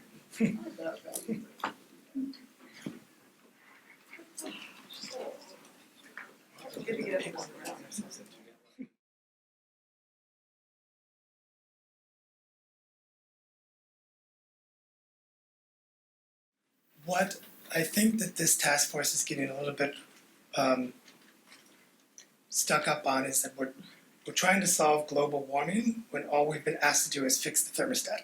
So we could potentially address that we do recognize that there has to be an avenue for physical therapists to perform these services. This task force can't do it. That's something that has to be accomplished by where these recommendations go next, which is up at the Veterinary Medical Board and beyond.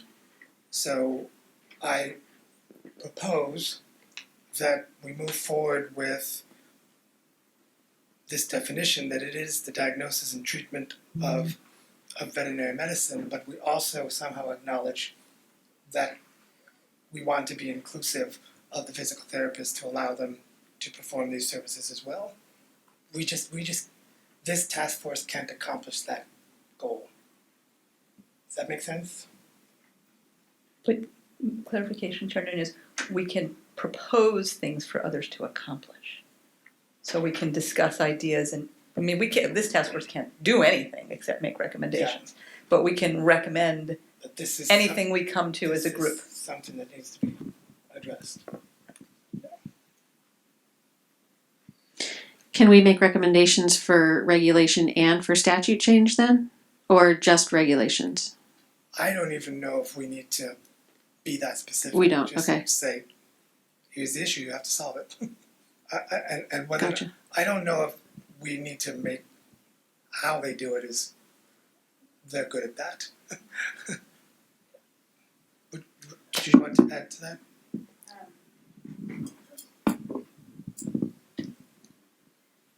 Just in the interest of being able to move some of these concepts forward, council will advise this task force once it really comes up and formulates ideas about who's being brought into the fold, how to accomplish that.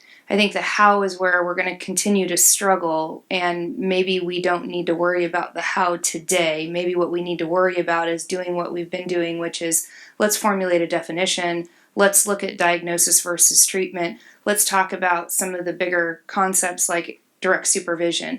And at such time that there's some agreement from the task force, council can then advise, if you move in this direction, this is what's necessary in order to accomplish this.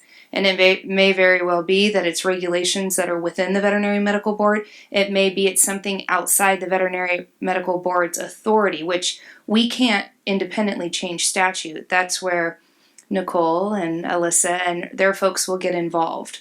But I think at this point, if we can avoid all the hows, we might be able to move forward a little bit more swiftly. And I know I'm probably being Pollyanna and overly optimistic, but I think that may remove some of the barriers we're talking about. And that how is probably going to address the liability issues that was brought up earlier. It will. Val?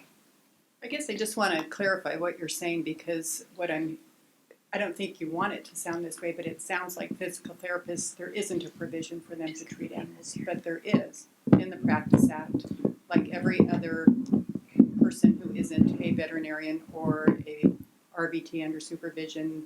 It's an unregistered assistant. And it doesn't matter if you're a physical therapist or a dentist or any other licensee out there, you have to work under the current statute. So I just want to clarify that for the whole public out there, that there is a provision under current law. There truly is. But I think that there also is a consensus that we would like to bring more people to the table and somewhat elevate that position. I think that there is I think that that's something that's been thrown out there. I know that there is a provision right now. Dr. Sims and then Dr. Klingborg. Yes, I think this has moved forward a lot today. This is a very productive meeting. And I look at the mission statement where it's asking for an environment in which Californians have access to high quality veterinary care for animals. And so, I use that as kind of driving a lot of the actions that we hope that this task force will recommend. And we do have kind of an expert in the room, a technical person that may be of help to hear from, and that's the gentleman from the PT board, if we would allow him to speak for a short time. Dr. Klingborg? I don't know that we have consensus yet because we've not gotten there. I mean, I'm going to be honest. I think that there is a discussion that needs to happen about whether or not we want to enable physical therapists within our Practice Act to do more than they're able to do now, or would with this language, which would be in a hospital setting or an unarranged setting under direct or indirect supervision. So that is what this language allows. But we haven't even begun to have that conversation about something else, because there's a lot of framework there that one has to create. Can I ask, diagnosis and treatment is often used in the same breath. Would there be more consensus if it was broken apart? Is there more of a consensus that diagnosis is the practice of veterinary medicine? Treatment perhaps could be opened up? No. Don't go there. I think that if you look at this language, one of the things that's missing in B is prevention.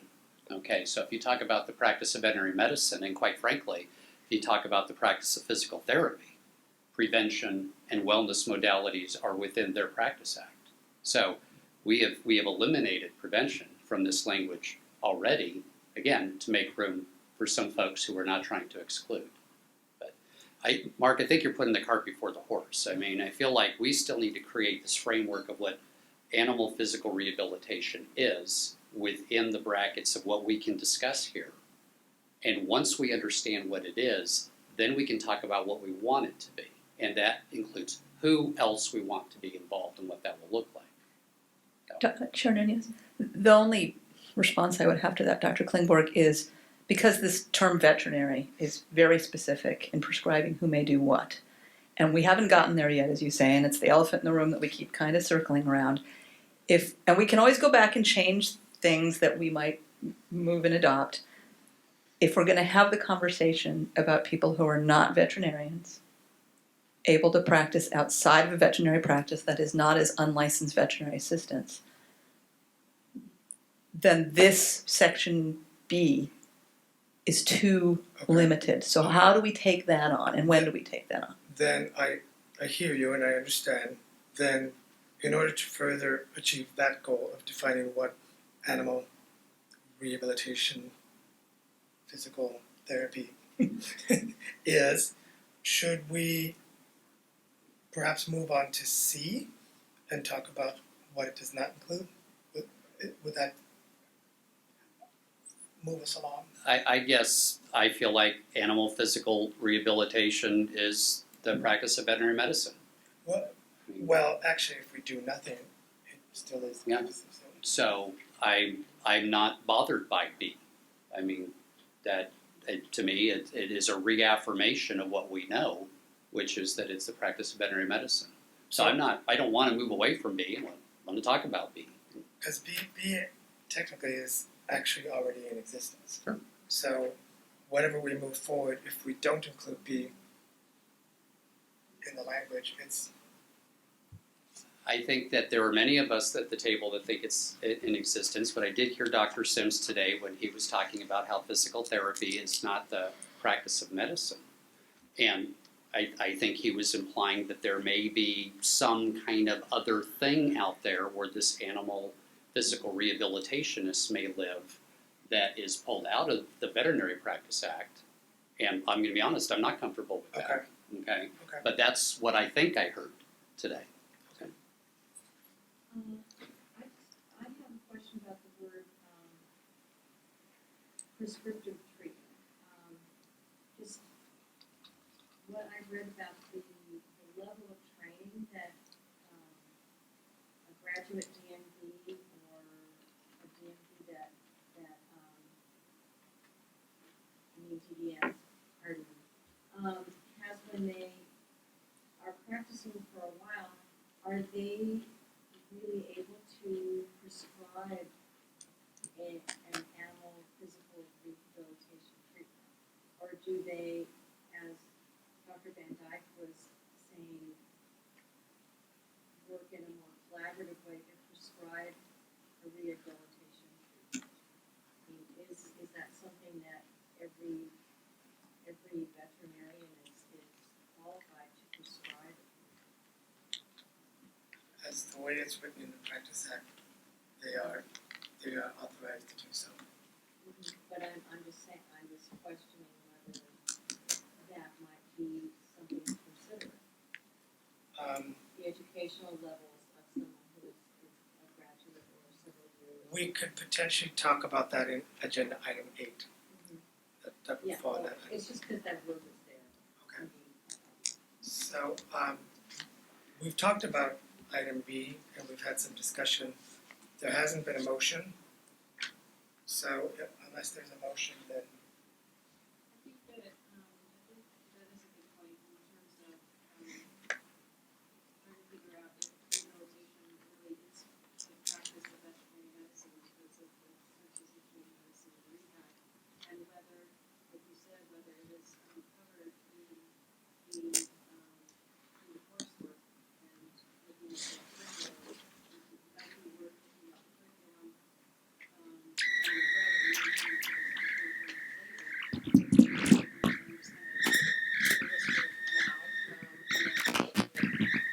Later, after we have the opportunity to look at what's been, what the curricula all encompasses in each profession. Mr. Chairman, members, if this is just legal counsel, if the body thinks it would be advantageous to take things out of order, take number 8. If number 8 would have a bearing on your discussion on number 7, then certainly it's within your purview to take items out of the order in order to facilitate the discussion. So if you want to talk about educational curricular educational requirements, you may want to go to 8 and then revisit number 7 if you think it would help in the discussion. okay. Chair Nunez, I for one would find that very helpful. As a public member, I probably know the least about the training that licensees, whether in this body or in physical therapy, receive. And so knowing that would help me to participate in that conversation. Okay, I would like to talk about education and training, but I would like to keep that as agenda item 8, and I would like for us to remain on agenda item 7, which I believe is moving in a productive direction of defining what animal rehabilitation is. And at this point, if I don't hear a motion to do anything with item B, I would suggest that we move on to item C.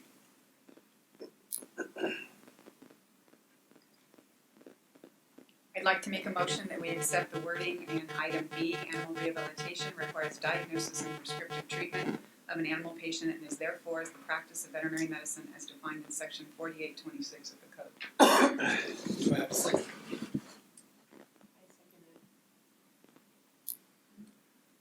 It's been moved and second. Is there any further discussion? I would like to address the concern about the word prescriptive. I mean, I don't always have to know what's wrong with an animal to know that it needs help that goes beyond me. I can sometimes isolate that to an organ system. I know this animal has a neurologic problem, and at that point I send it to a neurologist and they figure it out.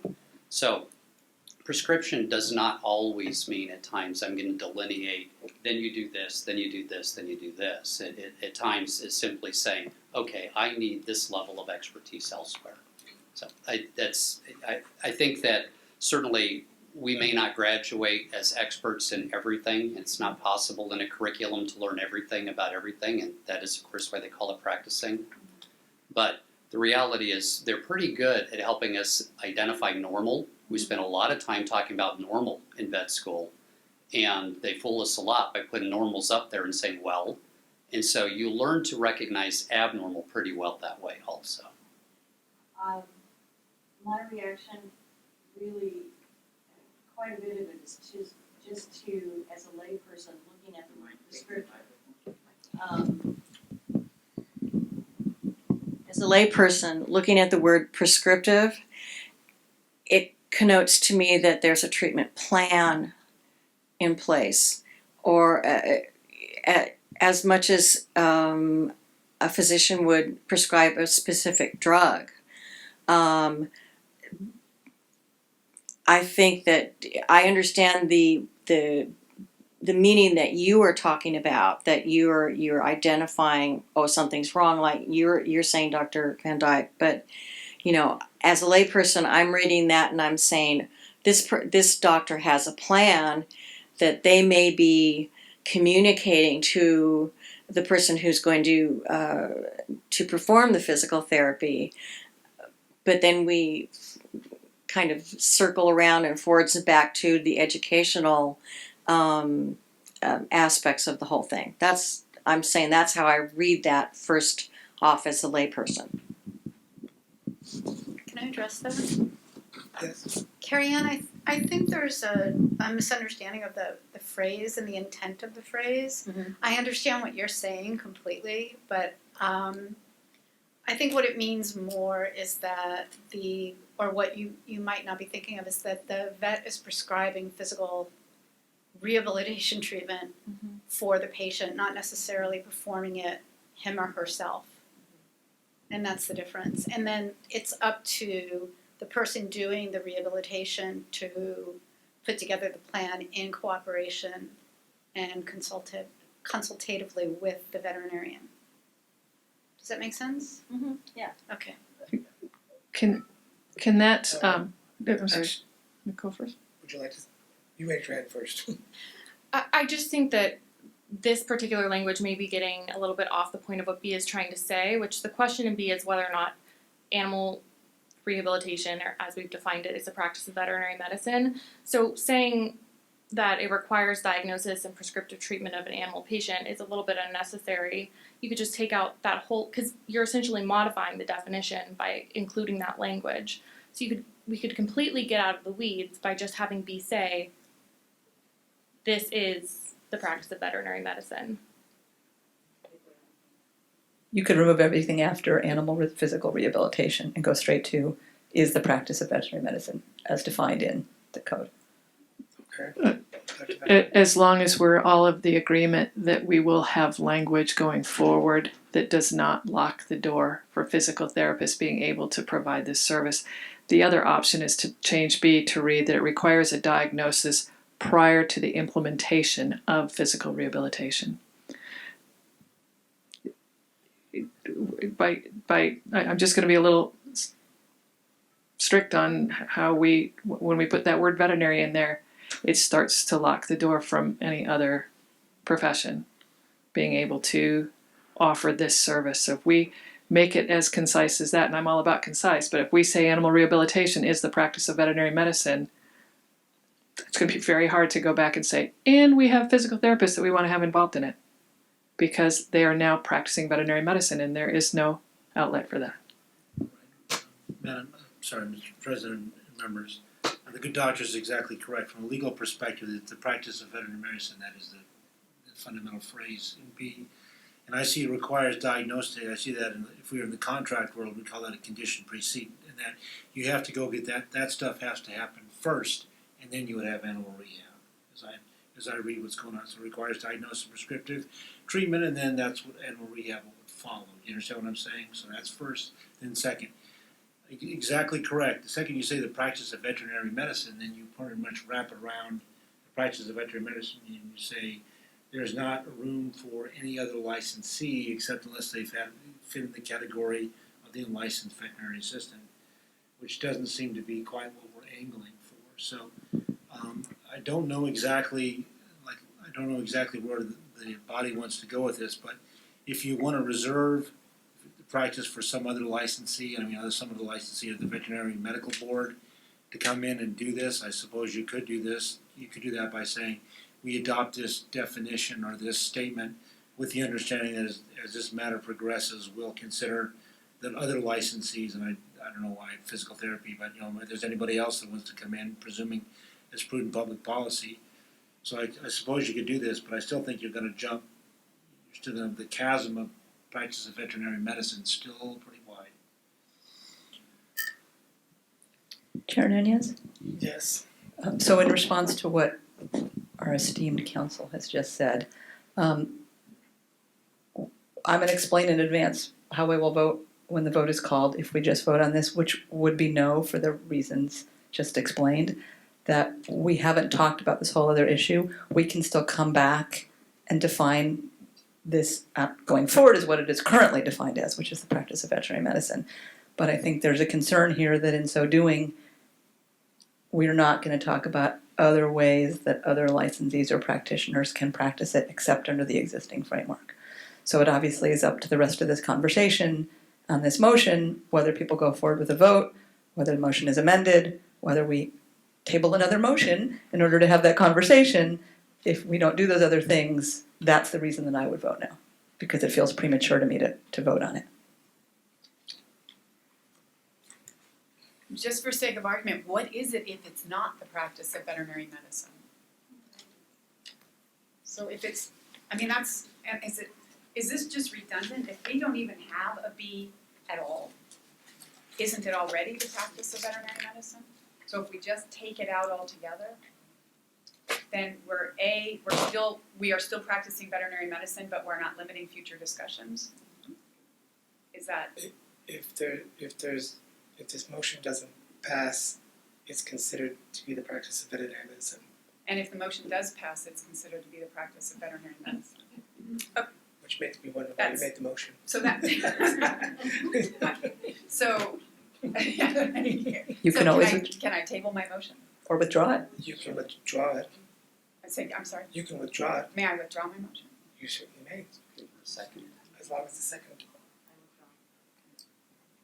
I have a question. And God, words are so hard to wrestle sometimes. They are. In the vision it says veterinary care versus veterinary medicine. Is there interactions that veterinarians have with a client that is not veterinary medicine? Or any time they walk through the door, it's a veterinary medicine event? Is there Talk to any? my board. Yeah. Yeah.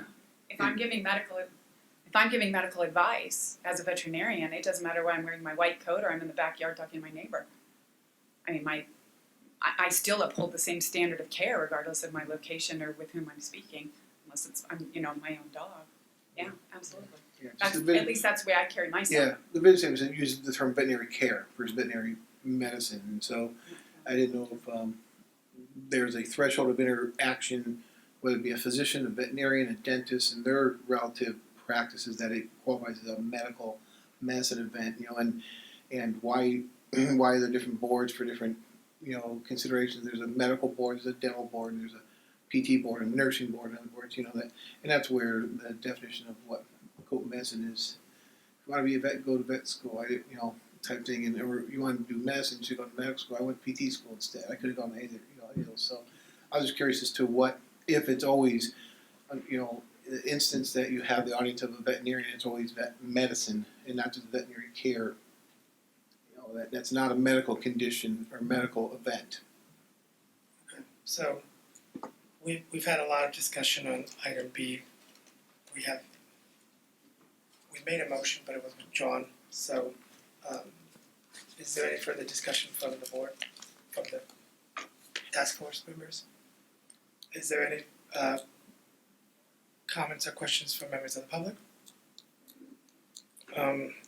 Then I would like for us to address C, which I do think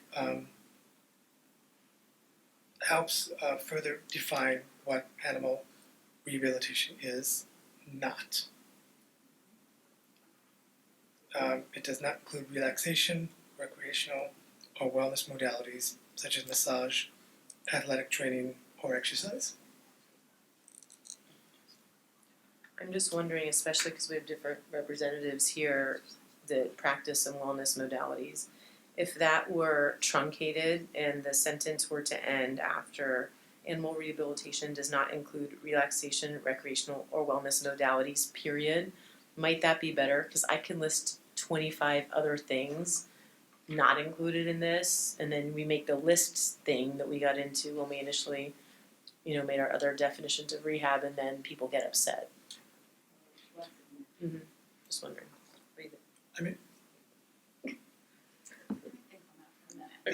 When you use the word such as, that I don't think that's restrictive language.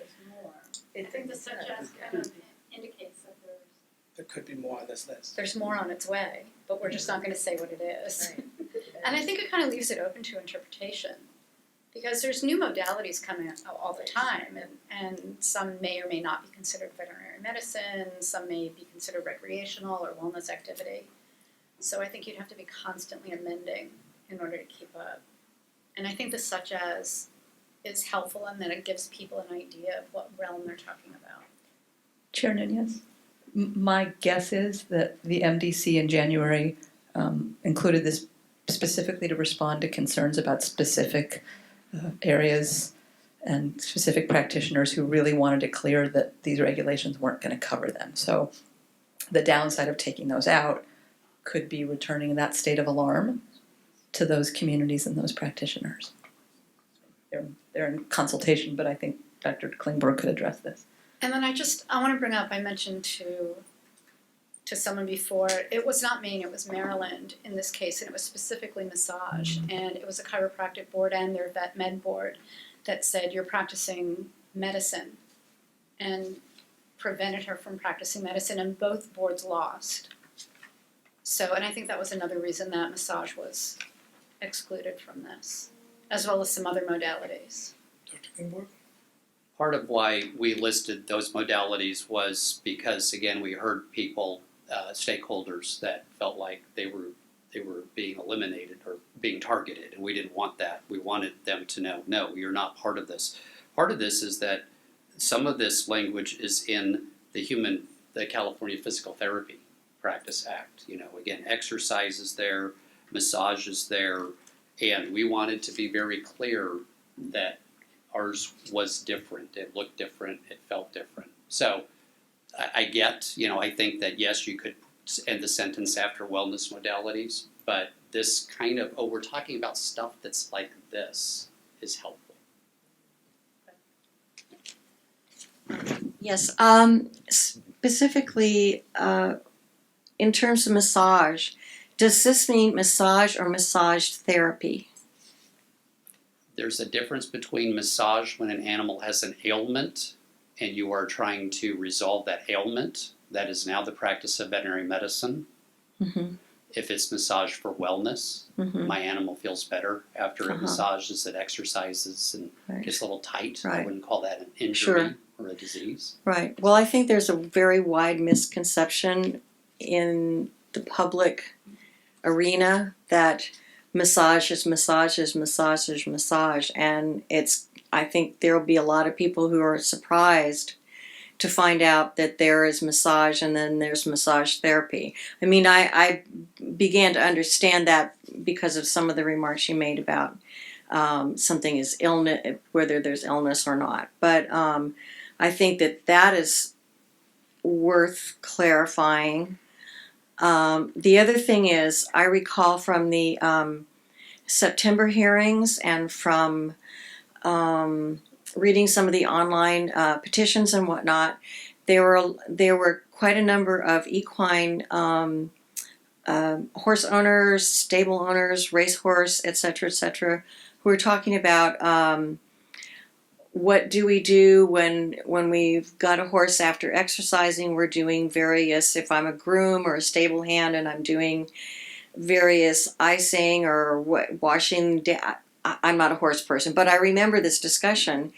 Does this fall under physical rehabilitation, or where is this a preventive measure for? I don't even know. You can tell I don't really know what I'm talking about, but those are the kinds of things. Pardon? Is the animal injured? If the animal's Would not it- injured, Right. then So preventive is off the table. that's Off the correct. table here. It's not in the language. Okay. Yep. But what if there is an injury and you've got a stable hand treating the injury? That's you off. were one of that's, the people that voted on the language of what the definition of animal physical rehab is. And if it's to treat an Mhm. injury, Right. then that is animal physical Okay. rehab. Well, that's good to clarify because there seems to be so much misunderstanding in the popular We conversation. need to educate people. Once we get it figured out what the heck it is, we can let them know. Okay. Well, that's good. I think that's really great. Thank you. This task force is accomplishing that. I hope.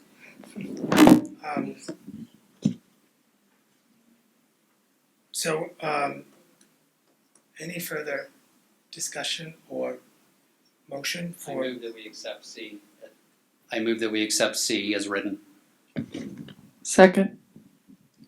Who seconded?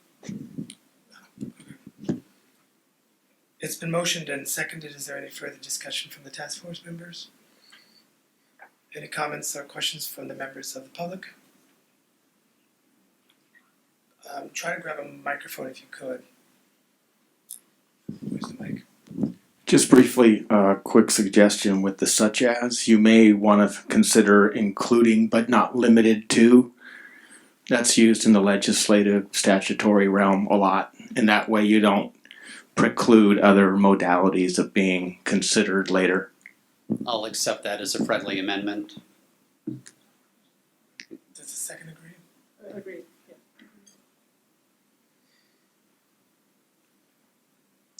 Any further discussion from the task force members? Any further discussions from members of the public? Call for a roll. Anne Marie, do you have the list?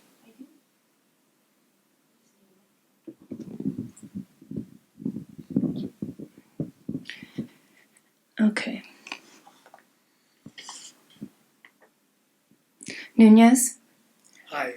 Heller. Aye. Klingborg, Yes. Atlas, Gregory, Aye. Hagler, Aye. Holland, Yes. Schlochter, Troy, Van Dyke, Chow, Waldman, Aye. Barr, Billington, Aye. Calais, Yes. Fenstermaker, Aye. and Silva. Okay, Sims is aye. You didn't call me. I didn't? Oh, Sims. Aye. Thank you.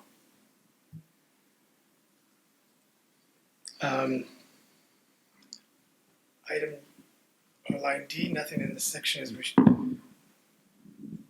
nothing for in this typo. section restricts or amends section 2038 regarding the provision of musculoskeletal manipulation modalities. Can we correct the typo? Yeah. Remove Remove is the word is. simply a housekeeping statement because there is some crossover in the potential definition of animal physical rehabilitation and MSM, the chiropractic. Nicole? We should also just clarify that it's in the business and professions code. Very good. It just says section. Oh. We have lots of codes. Sure do. Do I have a second? Second. It's been motioned and second. Is there any further questions or discussion from the task force members? Any discussion or questions from the members of the public? Thank you. Before we begin, I just want to clarify, 2038 is actually in Title 16 of the California Code of Regulations. Okay. So, Great catch. Snap.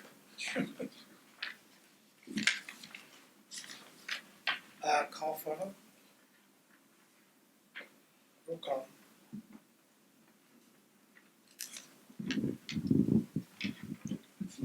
So I'm clear you're voting on subsection D, is that correct? Yes. With the slight modification of removing the word is? And adding CCR. Okay. Nunez? Aye. Heller? Aye. Klingborg? Yes. Atlas? Gregory? Aye. Hagler? Aye. Holland? Aye. Schlachter? Sims? Troy? Van Dyke? Chow? Waldman? Aye. Barr? Billington? Aye. Calais? Yes. Fenstermaker? Aye. And Silva? Okay.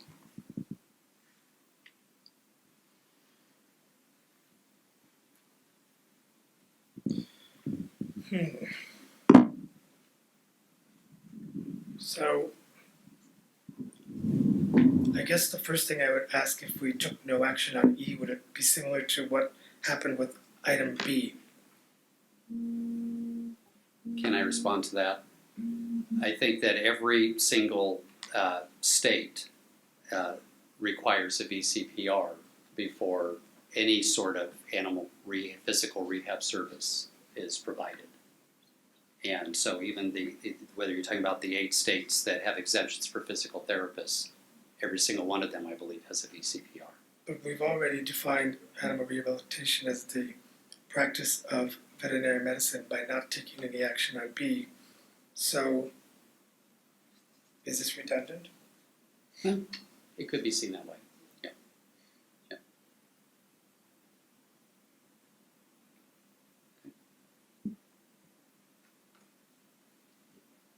So, does that include subsections 1 and 2? Is 1 and 2 under E? Well, not necessarily. Yeah. So, because here we get into the conversation of who, to whom it may be outsourced, if Okay. you will, and then under what level of supervision. Yes. So this definitely goes back to trying to do something that we're probably not going to be able to accomplish within the confines of this task force, but we can certainly acknowledge the issue. Did we just skip right by E? We're on 1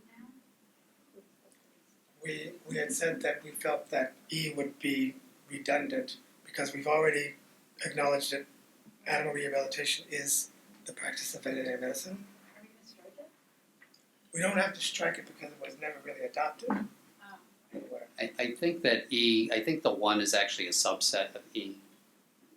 That we may have an error here in terms of how our page looks, but I think that's E1. Or it can be called. Yeah. Right, just because it's not So it not is- indented. It is part of E1 and 2 are actually part of E. Okay, so we haven't actually moved away from E yet. We've just stopped talking about the first paragraph and thought we'd talk about the second part. So can C be B? Could we not worry about that now, please? Let's do that another day. So we didn't strike all of E, we just felt that we didn't need to. This one paragraph that starts with prior to performing or authorizing animal rehabilitation, that has not been adopted by any body. And so we don't have to strike it because it doesn't really exist. Well, I mean, the intention of the MDC here was to be extremely transparent about what each jigsaw piece of this puzzle looked like. So again, you can argue that B it's already there. I think there's going to be some argument about B, but with E, we felt like it was important to say the foundation of animal physical rehab is going to involve a VCPR. I think that's an important statement. I recognize it's already standard dogma, but if B is going to be challenged as whether or not it's the practice of veterinary medicine, we certainly need to have some clarity about what that pipeline looks like. So, Chair Nunez, I would agree with Dr. Klingborg. We haven't gotten into the meat of the issue of whether or not people other than veterinarians and the chain of RVTs and unlicensed veterinarians with direct supervision are going to be performing animal physical therapy and under what conditions. But I think what I hope we could come to consensus on as a group, regardless of anything else, is that no animal should receive animal physical rehabilitation without this established VCPR and diagnosis. We could have that as a separate point of agreement if in fact it exists, because it does start the pipeline. What happens after that is where there's room for discussion of what the branches, my metaphors are really mixed up, I apologize. I have a PhD in literature, this is really embarrassing. The tree, okay, the trunk of the tree, my turn for metaphors, is this starting place, right? That's the trunk. And then if they're going to be branching off, do we want there to be agreement that it all needs to start at the same place, which is the VCPR, the diagnosis? Can the physical therapist respond to that? I think it's very appropriate that we that a VCPR is in place first to have a diagnosis to make sure there's the medical stability of the patient and make sure they have medical clearance to be able to engage in rehab. Okay. Then, how do we feel about item E then? Going back to that. On that one, I still think that we should continue to look at the different curricula to look at what's being taught in the different programs. You said B, right? Oh, I'm sorry. So if we're still on E and it's agreeing that the trunk of the tree should involve the veterinarian establishing the VCPR, I mean, again, I'm happy to make a motion. I know we were saying a minute ago we don't need it because it's sort of built in, but speaking again from the consumer's perspective, I want the starting point to be that a veterinarian has determined the need based on the traditional standards of the VCPR as it exists under pretty much every practice act I've ever looked at. Is that achieved by the language in E? By section E alone, not the subsets, yeah, I think Janet was trying to. That's exactly where I was going. I think we're all in agreement on E. I don't think anybody's got a disagreement, but I'm sure we need to discuss 1 and 2. So if we're voting, we can't take E unless we've got 1 and 2 clarified, right? We can do whatever we want. We can, because we're the task force. Remember, this is guideline stuff. It was never adopted by anybody. We can do whatever we want. We could vote on Kurt? just E. Good afternoon, Mr. President, members. Question was asked about redundancy. I'm not even sure this is redundant because, redundant because I'm not exactly sure. We haven't determined if this is a regulatory proposal yet, a statutory revision proposal, what. So to the extent that this is valid and necessary, I would suggest that the body consider leaving this in because I think as Ms. Heller pointed out, I think it's fundamental to the jumping off point going forward. Leaving E in. Leaving E in. Okay. And then I think the body can determine what it wants to do with subdivisions 1 and 2, whatever it sees fit. But so, okay. Enough out of me. May I note what I think is an error? It says a valid client-patient relationship. What I'm assuming it is a veterinary client-patient relationship. That the V in VCPR means veterinary. Yes. So I'm going to correct that from what's on the written document, if that's okay. valid veterinary client-patient relationship. Yeah. Is there such thing as an invalid veterinary client-patient relationship? Yes, if the elements of the VCPR, if you've only satisfied 2 of the 3 elements, Okay. for example. So. Okay, thank you. So is it VCPR?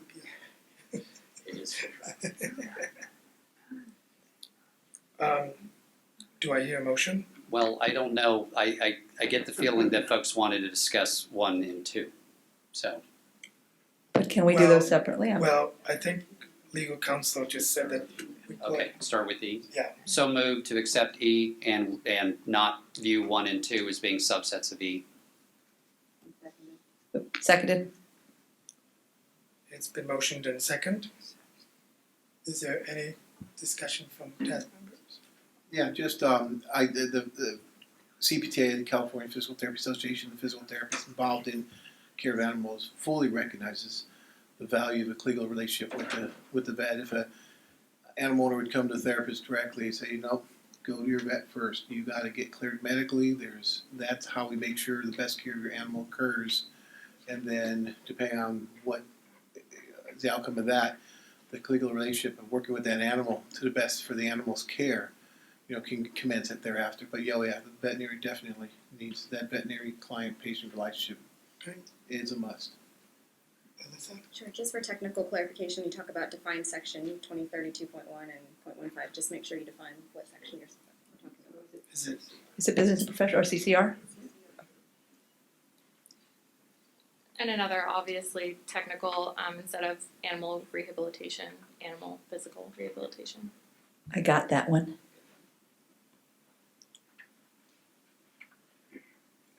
Any additional comments or questions from the task force members? Yes. Dr. Sims, if I could ask you a question, just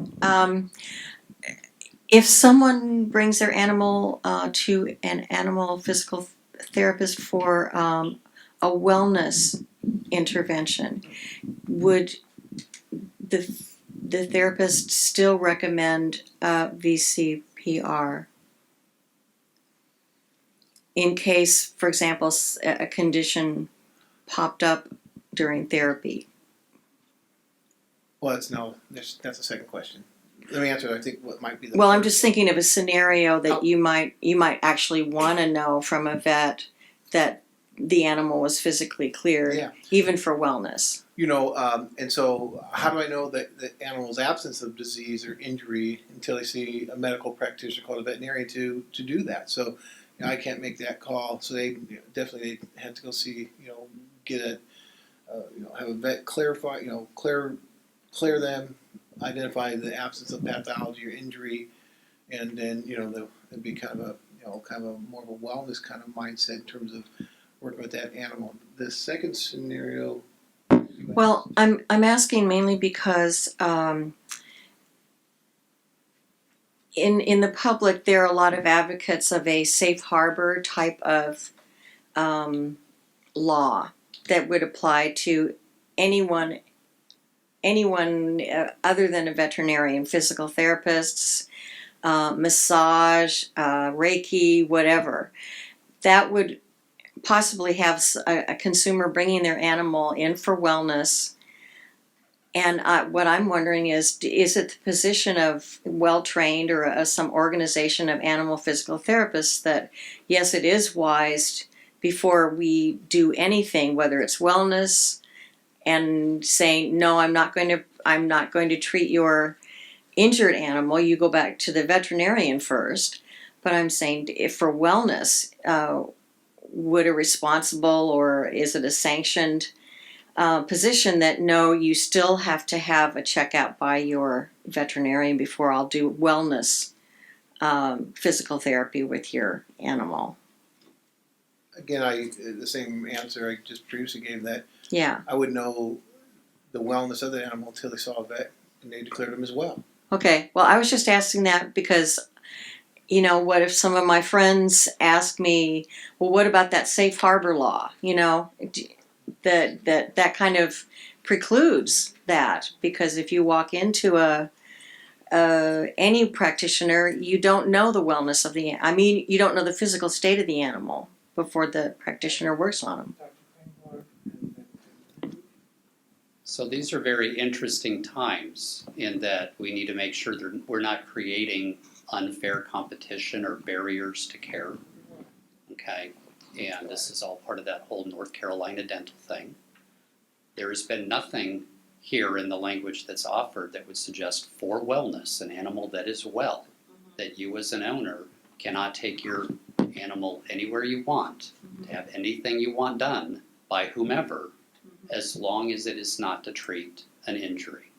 Okay, so that is, we're not creating a new level of competition here, a bottleneck or decreasing access to care, as long as that access is legitimate. And in this case, wellness modalities are legitimate. But from the physical therapist's point of view, they have to make a decision whether they're going to take on an animal that they don't know anything about. I mean, that comes down to a first of all, it's not within their scope of practice, okay?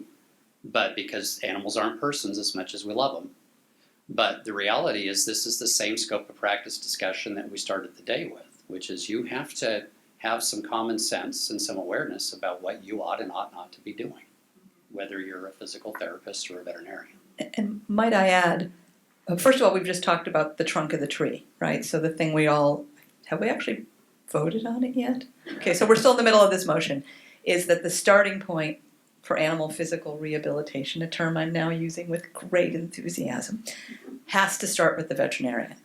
We're not regulating wellness. And then I'm also going to make the parallel when you say if the physical therapist takes on a patient about whom they know nothing. When I developed a frozen shoulder and was sent to a physical therapist, I'm starting afresh with a new trained professional.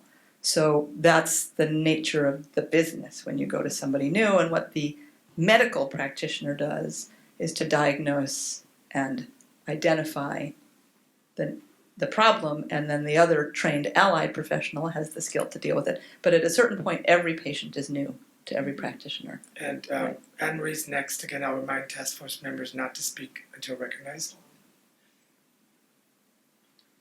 The question about the safe harbor law, Ms. Gallet, is really a waiver on the part of a patient to waive they're acknowledging, it's a disclosure waiver, that the individual they're seeking treatment from is not licensed and does not have this area of specialty, and it's very limited. Obviously, you can't do heart surgery under some sort of safe harbor law. That exists in the Veterinary Medicine Practice Act. It's called the owner exemption. However, the individual who you may be seeking wellness treatment from couldn't then charge for that service. But there is an owner exemption currently in the Veterinary Medicine Practice Act that would cover medicine and wellness, quite frankly. I think that's all I need to say about that. But Sheila, and we're still talking about the motion of item E.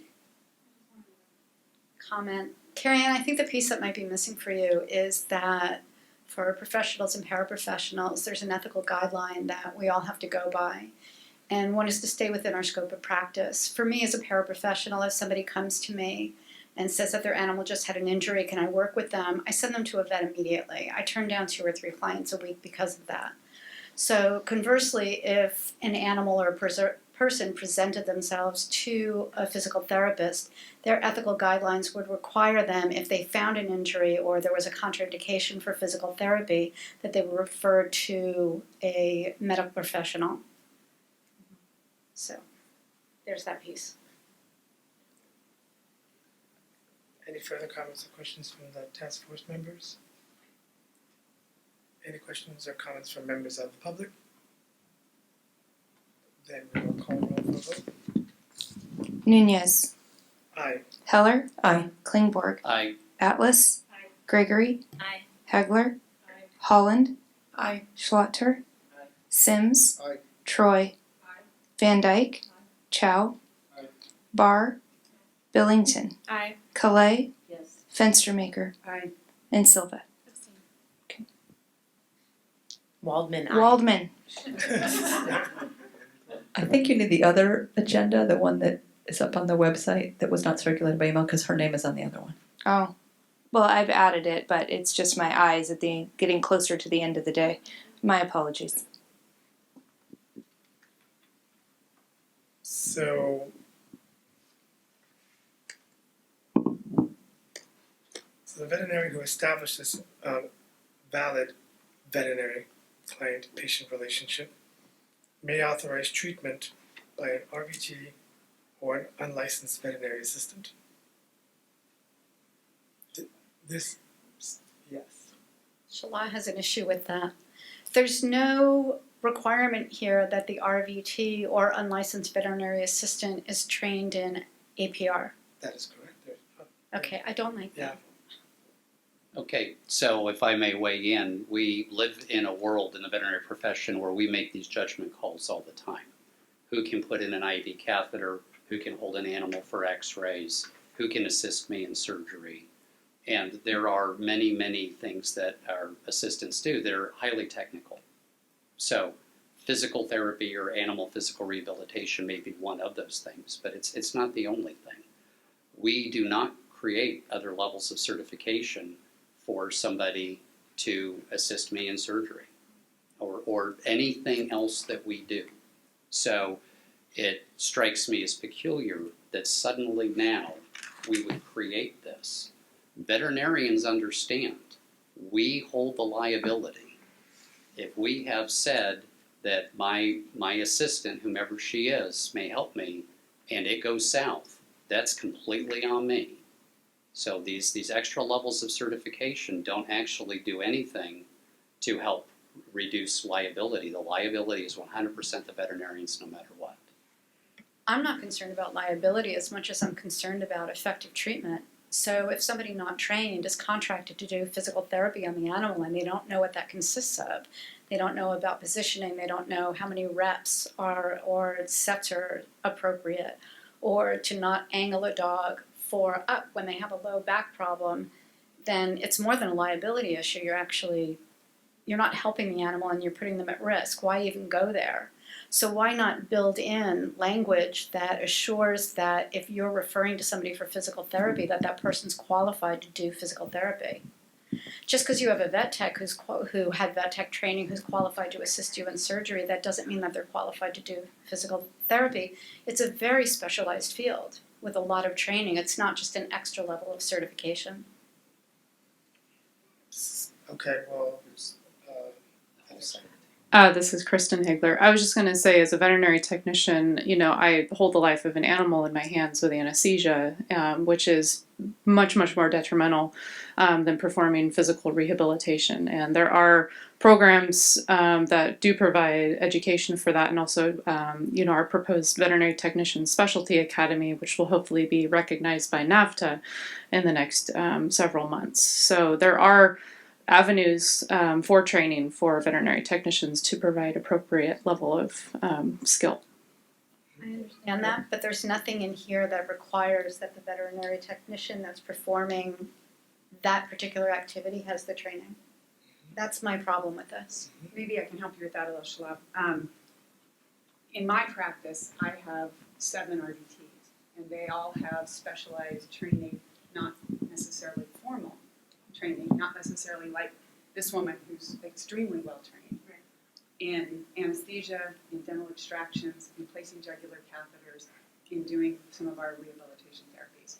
It is my responsibility to make sure that I assure that technician when she comes in the door, that I assure my doctors and my clients that she can do that. She has to prove that to me before I let her put an IV catheter in, restrain the dog, clean in the air, do any dental, do all of that. So if we were to implement that, what you're asking for in rehabilitation, we would have to implement that in dentistry, anesthesia, radiology, every other area of focus in veterinary medicine. And it's not going to be practical. It's not going to happen. Well, as a consumer, I'd have to say that's not my concern, whether it's practical for the veterinarian or not. I want to know that it's safe for my animal. It's not practical for the board. The board, in my understanding, and correct me if I'm wrong, that the board cannot require me to be educated in rehabilitation. I can open the biggest, most well-invested rehabilitation center that I want to in the state of California tomorrow, and it's 0 amount of training. It's incumbent upon me to make sure I have the training I need to meet my responsibility as a veterinarian practicing in California. So it follows suit that the people that work within us have the same criteria they have to meet, and it is our responsibility. I would not let a fresh grad from a tech school anesthetize your dog or cat. Their license says they could, and I guarantee you other veterinary hospitals would. But in my hospital, they would not. There are steps they would have to go through.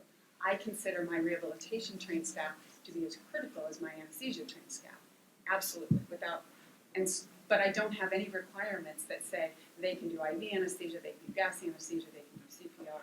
I don't have anything in writing that says they are required to do that.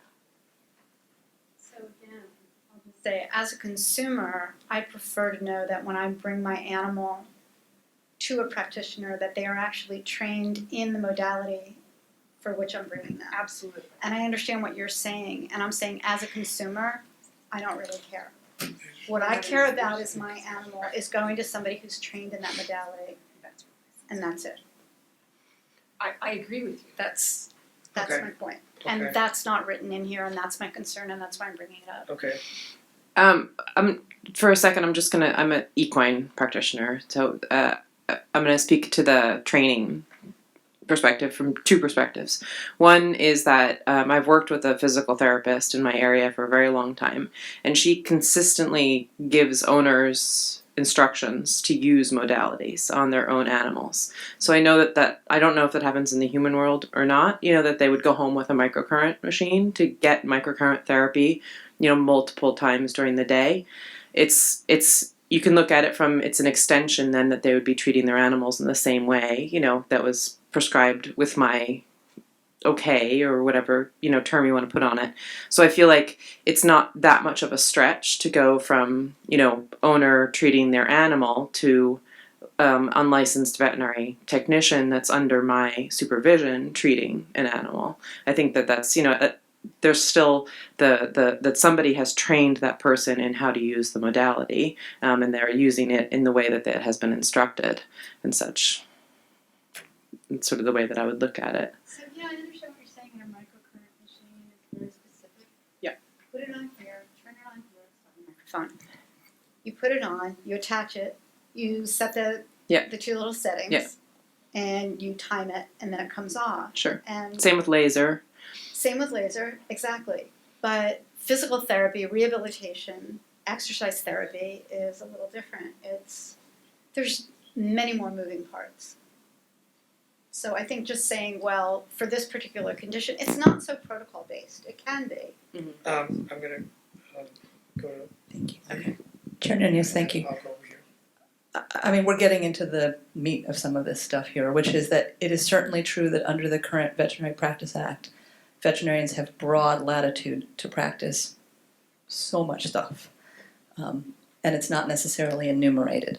The consumer's concern is that there are new and emerging areas of practice that are not included in the curricula. So dentistry, surgery, those aren't mentioned as specific areas of authorization, but you learn them and you get a pretty substantial education in them. And so one of the things that I think that Karen Atlas has been bringing up, or maybe it's Janet, is what are veterinarians and RVTs, excluding Kristen, who's exceptionally trained, learning that tells us that when they go into a practice, they know how to do this. And again, I have enormous respect for you, Dr. Troy, and your awareness of your boundaries and what you shouldn't do. But I think speaking from the consumer's perspective, and I said this when I showed up at the VMB a couple of years ago as a consumer, I'm a high volume consumer of veterinary medicine because I have a lot of rescue animals. And I'm really lucky. I've learned to tell the people who know their boundaries, know what they're doing, and those who don't. But I think we all know that there are veterinarians out there who will do things that they ought not to do.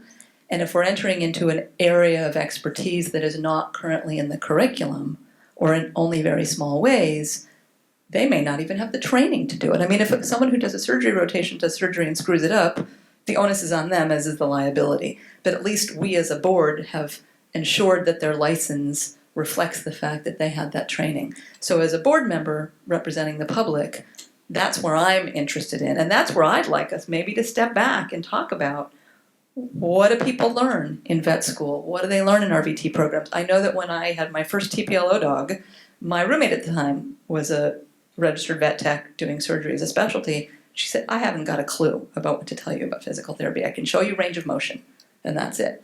So that she didn't have that training. Now maybe the curricula have changed since then. I would be very interested to learn about that. And that might help us to have an informed discussion rather than just sort of exchanging frustrated points of view. Wrap it up. I did. I'm going to go over here. I am going to I completely respect as a consumer, if you are gonna have an individual perform services, you want to make sure that they're properly trained.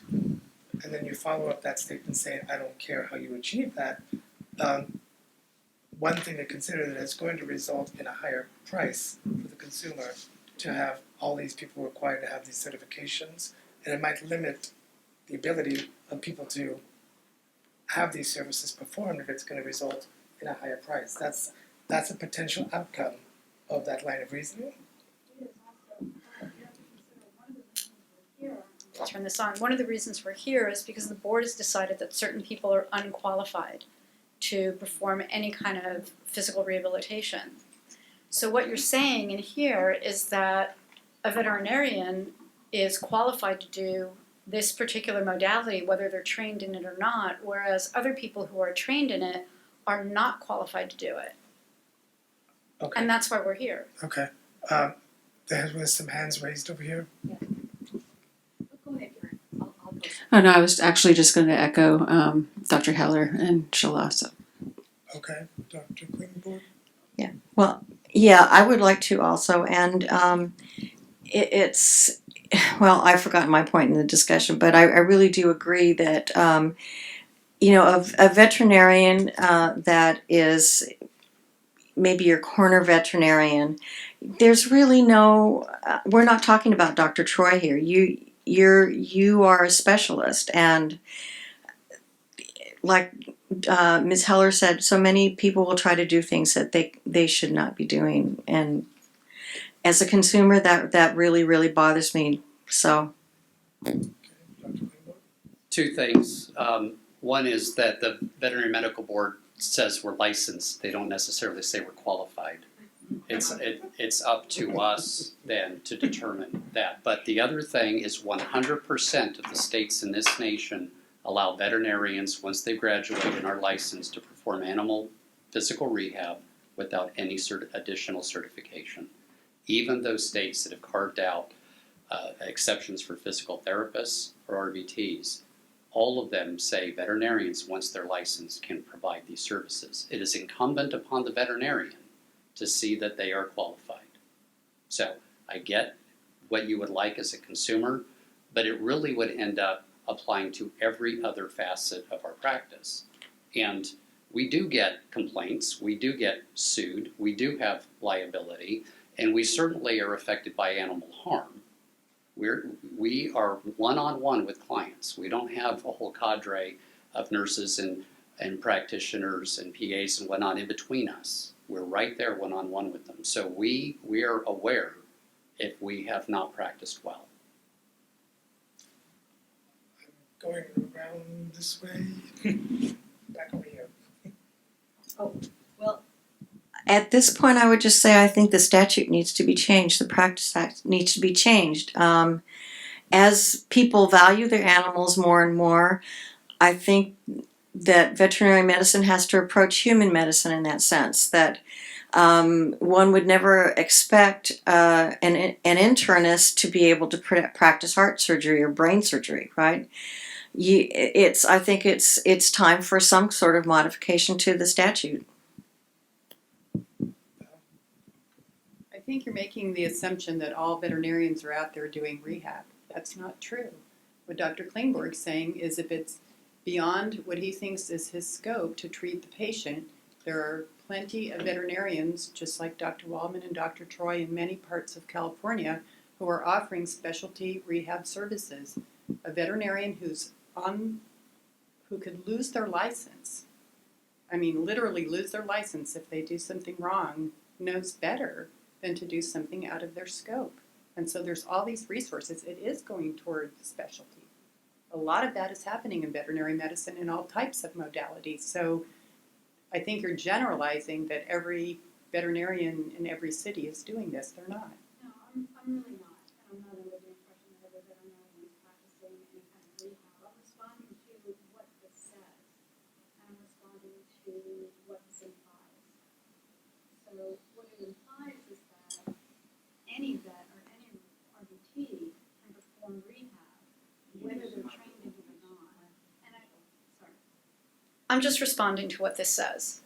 and what it implies, which is that any vet, any RVT is qualified to perform rehab, whether they've had training or not. But conversely, the law also says that people who are trained in it can't necessarily practice it because they're not veterinarians, and it's hypocritical, and I'm pointing that out. I'm not under the impression that every vet is practicing, or vets that are trained in it are not competent in it.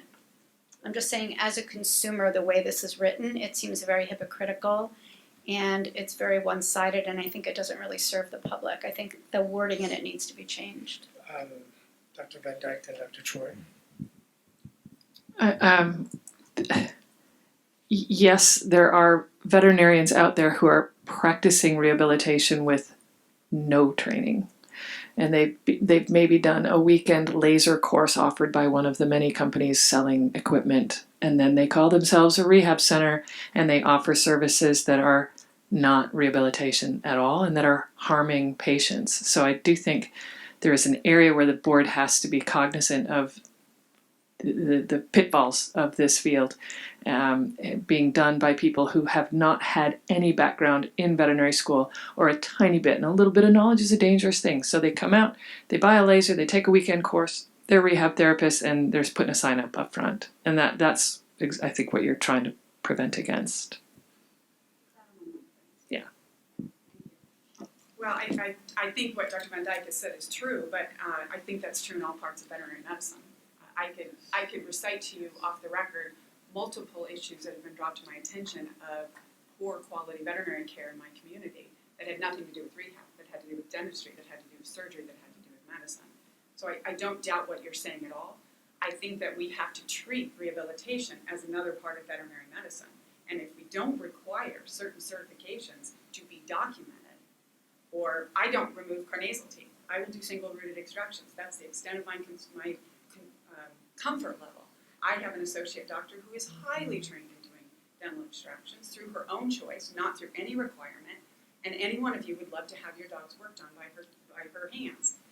But that's not required. So when I make a decision about whether I'm going to do a surgery or an extraction or rehabilitative therapy, that is incumbent upon me to be within my comfort zone and my training, as well as it is for my staff. I don't do hemilaminectomies, but I can get the bladder stones out of your dog or the spleen out of your dog in a relatively short period of time. But nothing says that I have to be certified or receive extra training to do those. So that's my concern about making rehabilitation. It's what I do, folks. I'm not trying to minimize it, but it's veterinary medicine. It's dentistry. It's surgery. It's medicine. And if we extend this special thing to rehabilitation, are we opening up a can of worms to these other areas of practice? Or are we making it something that it's not? I think Lee first, and then back to Sheila. And I will be brief this time, I promise. I think Dr. Troy is raising some really important points, and I know there's and I'm going to sound a little bit like a broken record by asking, we have a representative from UC Davis here, we have a representative from Western here. I would really like to hear what is taught. Maybe it's not within our purview to require, but we could be recommending and encouraging. And again, I know that, legally, that's just a recommendation. I really want to know what is already being taught and what we could be sending as a message back to Davis and Western. We don't control what happens in other states, but about what we think should be increasingly in curricula so that people like Sheila and I and anyone else feel like the vets then have the preparation that they have for surgery or dentistry.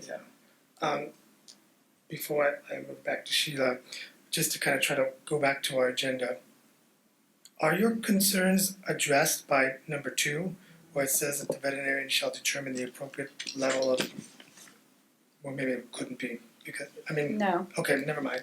Different issue. Back to you. So, Dr. Choi, I have respect for you and I understand what you're saying, but we are here, as Mr. Nunez had said, to develop consumer protections, not veterinary protections, and not to make your life harder or easier, but to create protections for the consumer.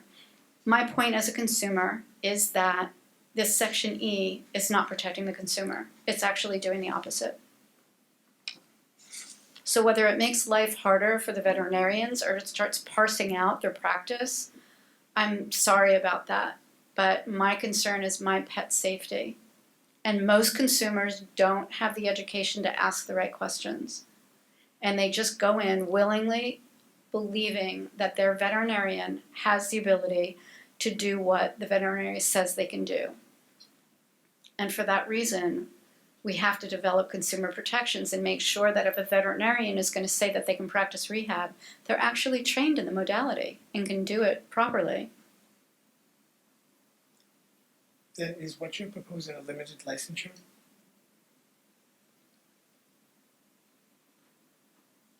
Legal counsel? I'm sorry, I didn't know what to do. You pointed at her, but then looked at me, so. So if you beg my indulgence there, Mr. President, I'd like to be heard last on this because I think there's some legal issues, so I'd like to address the joint question perhaps after everyone else has spoken, so. All right. I would say that it would be great to find a way to put language into what we're doing that encourages the veterinarian who is the one who is the physician of record for this patient to pursue training and rehabilitation if they're going to offer it or have their technician offer it in their practice. The difference between dentistry and surgery and cardiology is that it frankly is not being taught in the veterinary schools at this point, not at a level where a fourth-year student can graduate competent in the field. So this is just, we're too early at this. And so that's where I think at this point we need language that helps us protect the public by saying it's suggested that if you're going to offer animal rehabilitation in your practice, you should pursue additional training. It is not something you graduated with, not like dentistry and surgery. Nicole, and then Karen, and then Dr. Greenberg. I just have a question for my own personal context, and I'm sure 98% of the people in this room already know this, but what sticks does the board have to, we're saying that we're putting all this trust in veterinarians to stay within their scope, stay within, the areas that they have experience. So what happens if they don't? Can you speak to that, Anne Marie?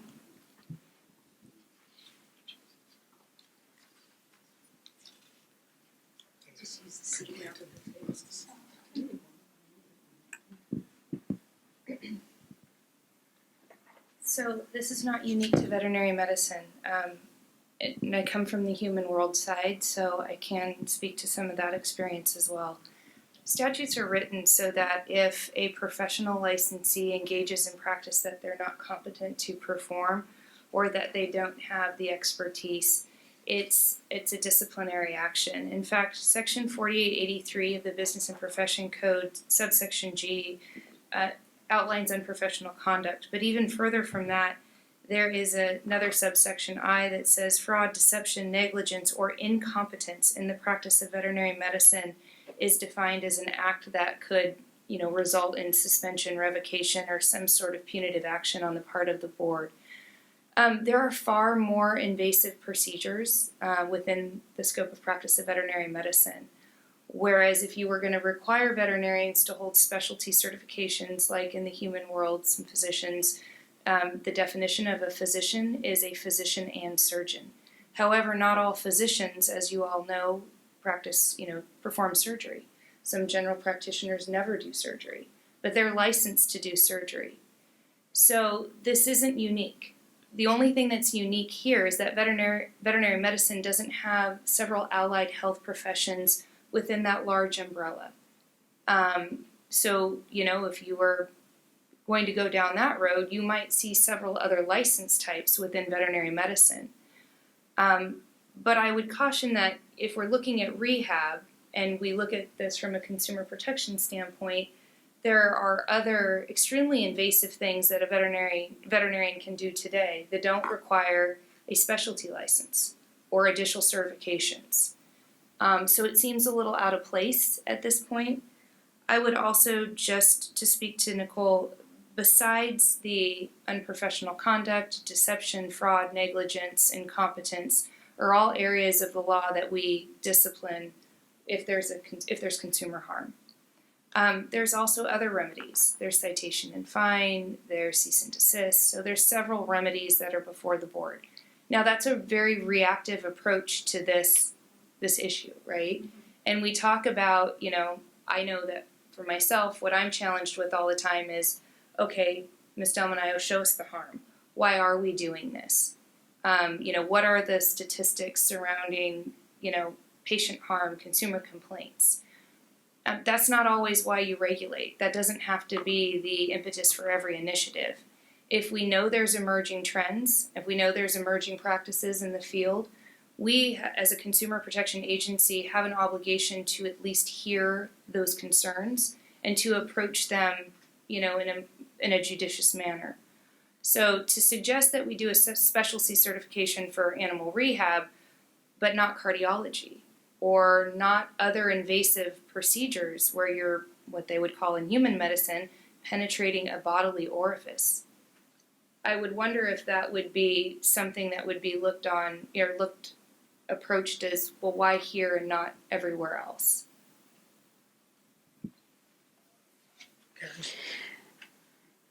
So to speak to that, I think what it comes down to for me is that it is a specialty field that's not taught at all in the veterinary curricula that I can see. So that's the difference between cardiology and dentistry and all the other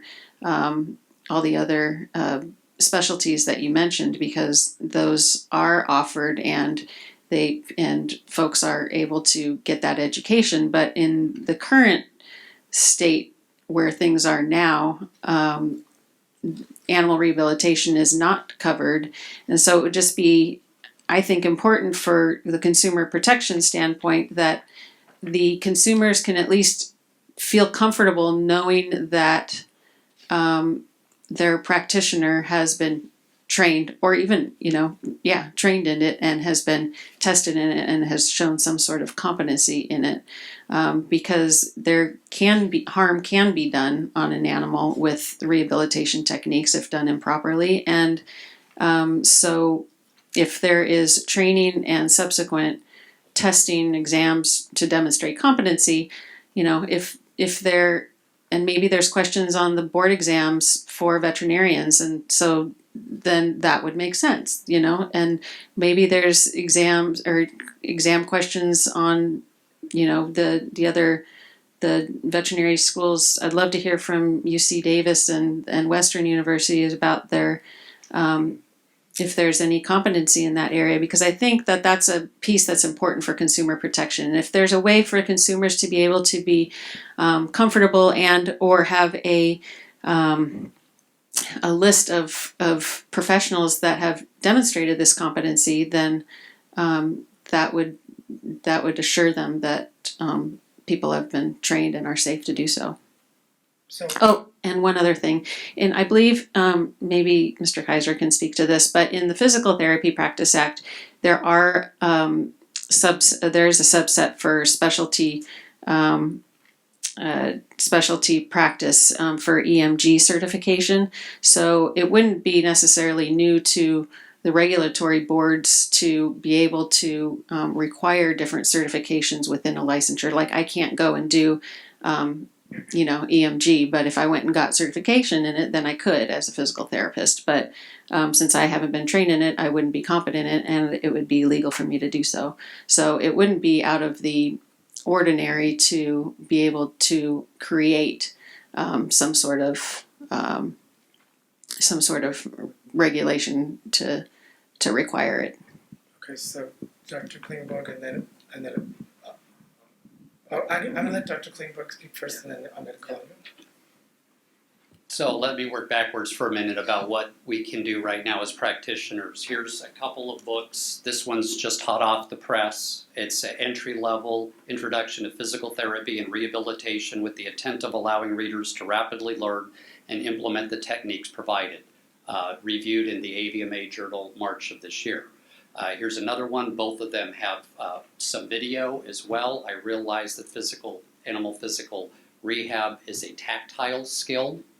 At the next two major veterinary meetings, the AVMA meeting coming up next month, there are 4 hours of hands-on animal rehab.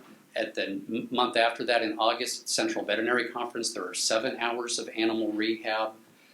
The genie's out of the bottle, folks.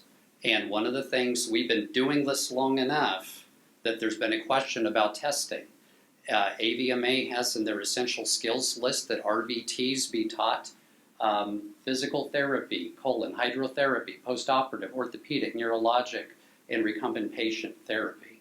It's now in the AVMA essential skills. The AAVSB also is testing for rehabilitation therapy, in quotes. Those are the things that they are stating as of 2013. So this is moving. It takes time for those things to happen. The tools are there for us to learn. Ms. Atlas, on your bio online, you know you're a guest lecturer speaking at Western University Veterinary School. So maybe it wasn't this all-encompassing everything you needed to know about physical rehab, but it's happening, folks. We're learning it. And again, it's incumbent upon us, like every other element of practice that we do, where I do orthopedics, but the other doctors in my practice don't, and I don't do animal physical therapy or rehab, but there is a veterinarian the next city over who does, because he has the competence that I don't. And we just live in this world, and we're very comfortable in this world.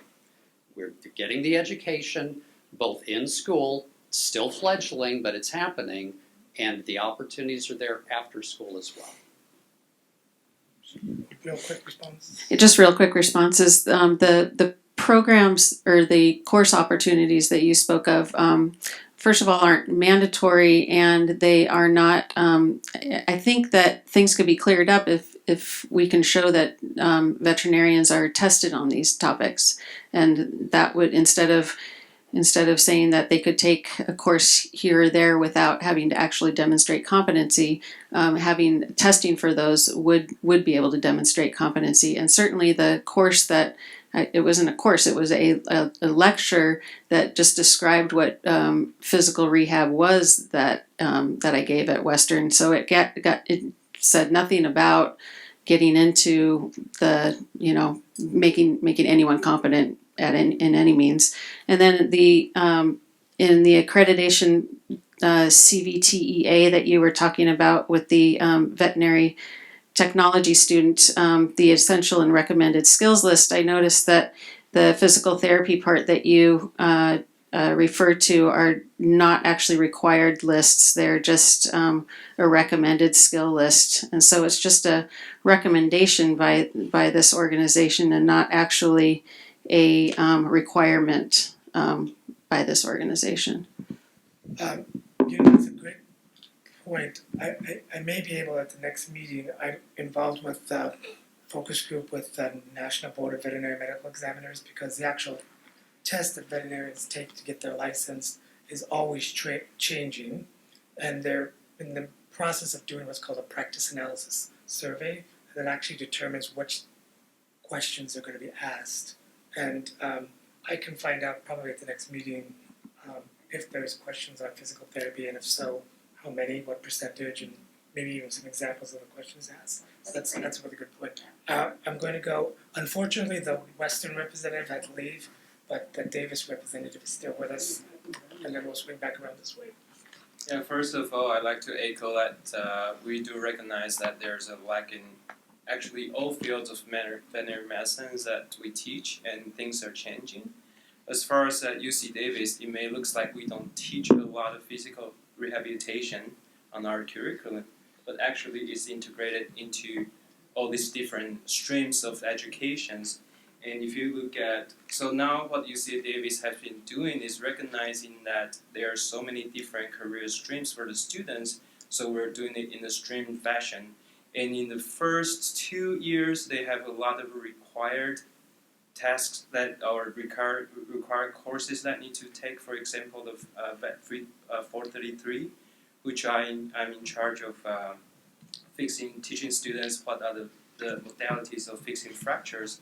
For example, I only teach 4 hours, but there are 2 hours teaching about physical therapy and physical rehabilitation. So it's actually being implemented quite a lot. It's just not very easy to find. For example, one of the session is in musculoskeletal disease. The other hour is in oncology, I believe. On top of that, we have a lot of professional clubs in the school. So actually, the students who, most of them coming in know they want to do rehabilitation starting the first day of vet school. So they start involving in those clubs. So we have a integrated medicine club, which they do like at least 2 to 5 yearly lectures, and they have monthly 3-hour hands-on labs for the students only. And as for clinical years, they also have this clinical rotation, which is on rehabilitation service, and it's a 2-week rotation. And Karen may thought that we make a lot of rotation into elective, and this rotation is also elective rotation. But we make it into elective rotation really to fit the student's need. For example, small animal soft tissue surgery is not a required rotation right now. A lot of places, orthopedic surgery is not a required rotation. And a lot of places, oncology service is not a required rotation.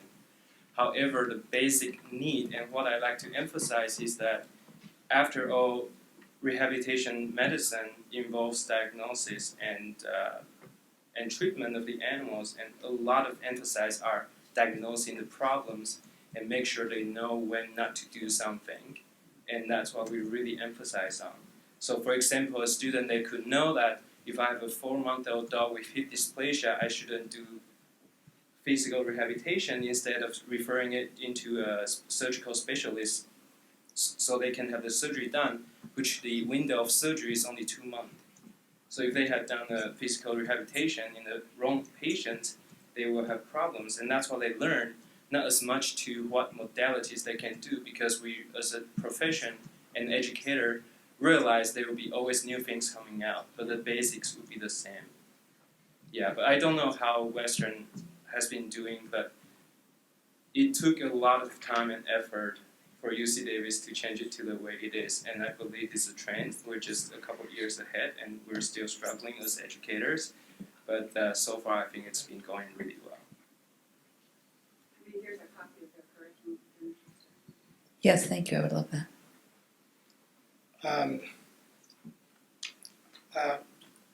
I'm really proud of this task force. There's a lot of great discussion going on. I would like to kind of chime in that it is getting late in the afternoon, and I know that everyone has flights. So we can continue this discussion, but we also should start to think of an endpoint where we can continue on the agenda items at the next meeting. There are some issues that we have to address because it's been noticed, and that's the item 11 and item 12. So I'm just planting the seeds in everyone's minds to think about it. We've made a great progress, and like I said, I'm really proud of all you guys, but Chair Nunez, I'm with you here. In that people are probably getting tired, and I think we have better conversations when we're clear-headed and rested, and we've laid a lot of really good groundwork today. So maybe we want to shift to the public comment notice in section 11, and also trying to figure out what we're going to do next and when we're going to do it. Okay. Is that where you're heading? Yeah. Okay. So if anyone else would really like to chime in the discussion that we're having right now, I'm not cutting it off, but One more quick thing. In regards to the issue of the economy and anti-competitive issues, it does concern me a little bit that if RVTs are being trained to do competent work as rehab specialists, there could be replacing many animal physical therapists out there that are really even more trained. I think some even have doctorates in physical therapy. I just feel that those people shouldn't be at the RVT should be asked to do more than they're already doing. I would think that they're very, very trained and they have a lot of demands on them. That's all.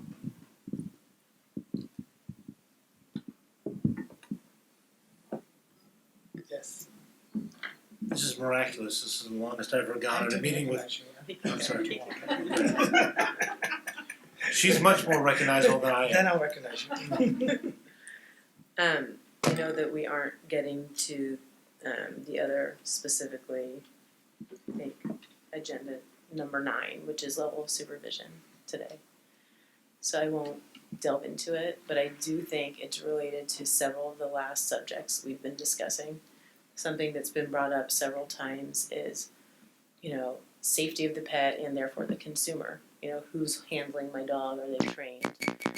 Who is handling my dog and are they trained is in that question of level of supervision. Okay? So, and when you ask what's the curriculum for veterinarians for this and where is it going and where's it been, all good questions, all relevant questions.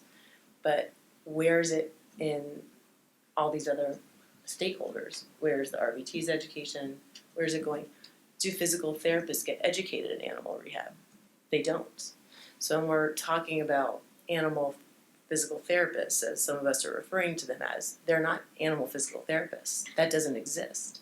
So all the same kinds of questions that we're asking the vets, we also need to ask the PTs. And when it comes to safety, when we're talking about animal handling and general, competency, well, to me, it is a very clear answer. The safest is going to be under the direct supervision of a veterinarian. And I mean, not just from a rehabilitation perspective, but from a comorbidities perspective, from understanding referring medical records. If you want the, in my perspective, obviously, if you want the best for your pet, that's where it will be going. So I feel like these are all intertwined, safety and education, and these are all issues that are best friends, in this topic. And so that's obviously the thing that we need to, address next time. Over here. Yep.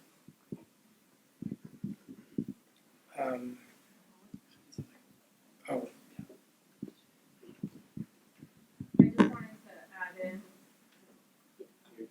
I just wanted to add in, we've been only talking about mostly one species, the canine, that we should also consider feline, and there's a lot more coming down the pipes on feline pain management and handling, and the training that I received, nearly 10 years ago, we talk very little about feline handling and how to do that, so that's another very big safety concern for all people involved, and especially for canine behavior as well. It's not specifically talked about in depth, but it's just something that I have had other consumers discuss with me, and how people who are working in this field currently on the animals doing physical rehabilitation, that they may or may not be handling the patients very well, and they felt that the person doing it wasn't appropriately trained.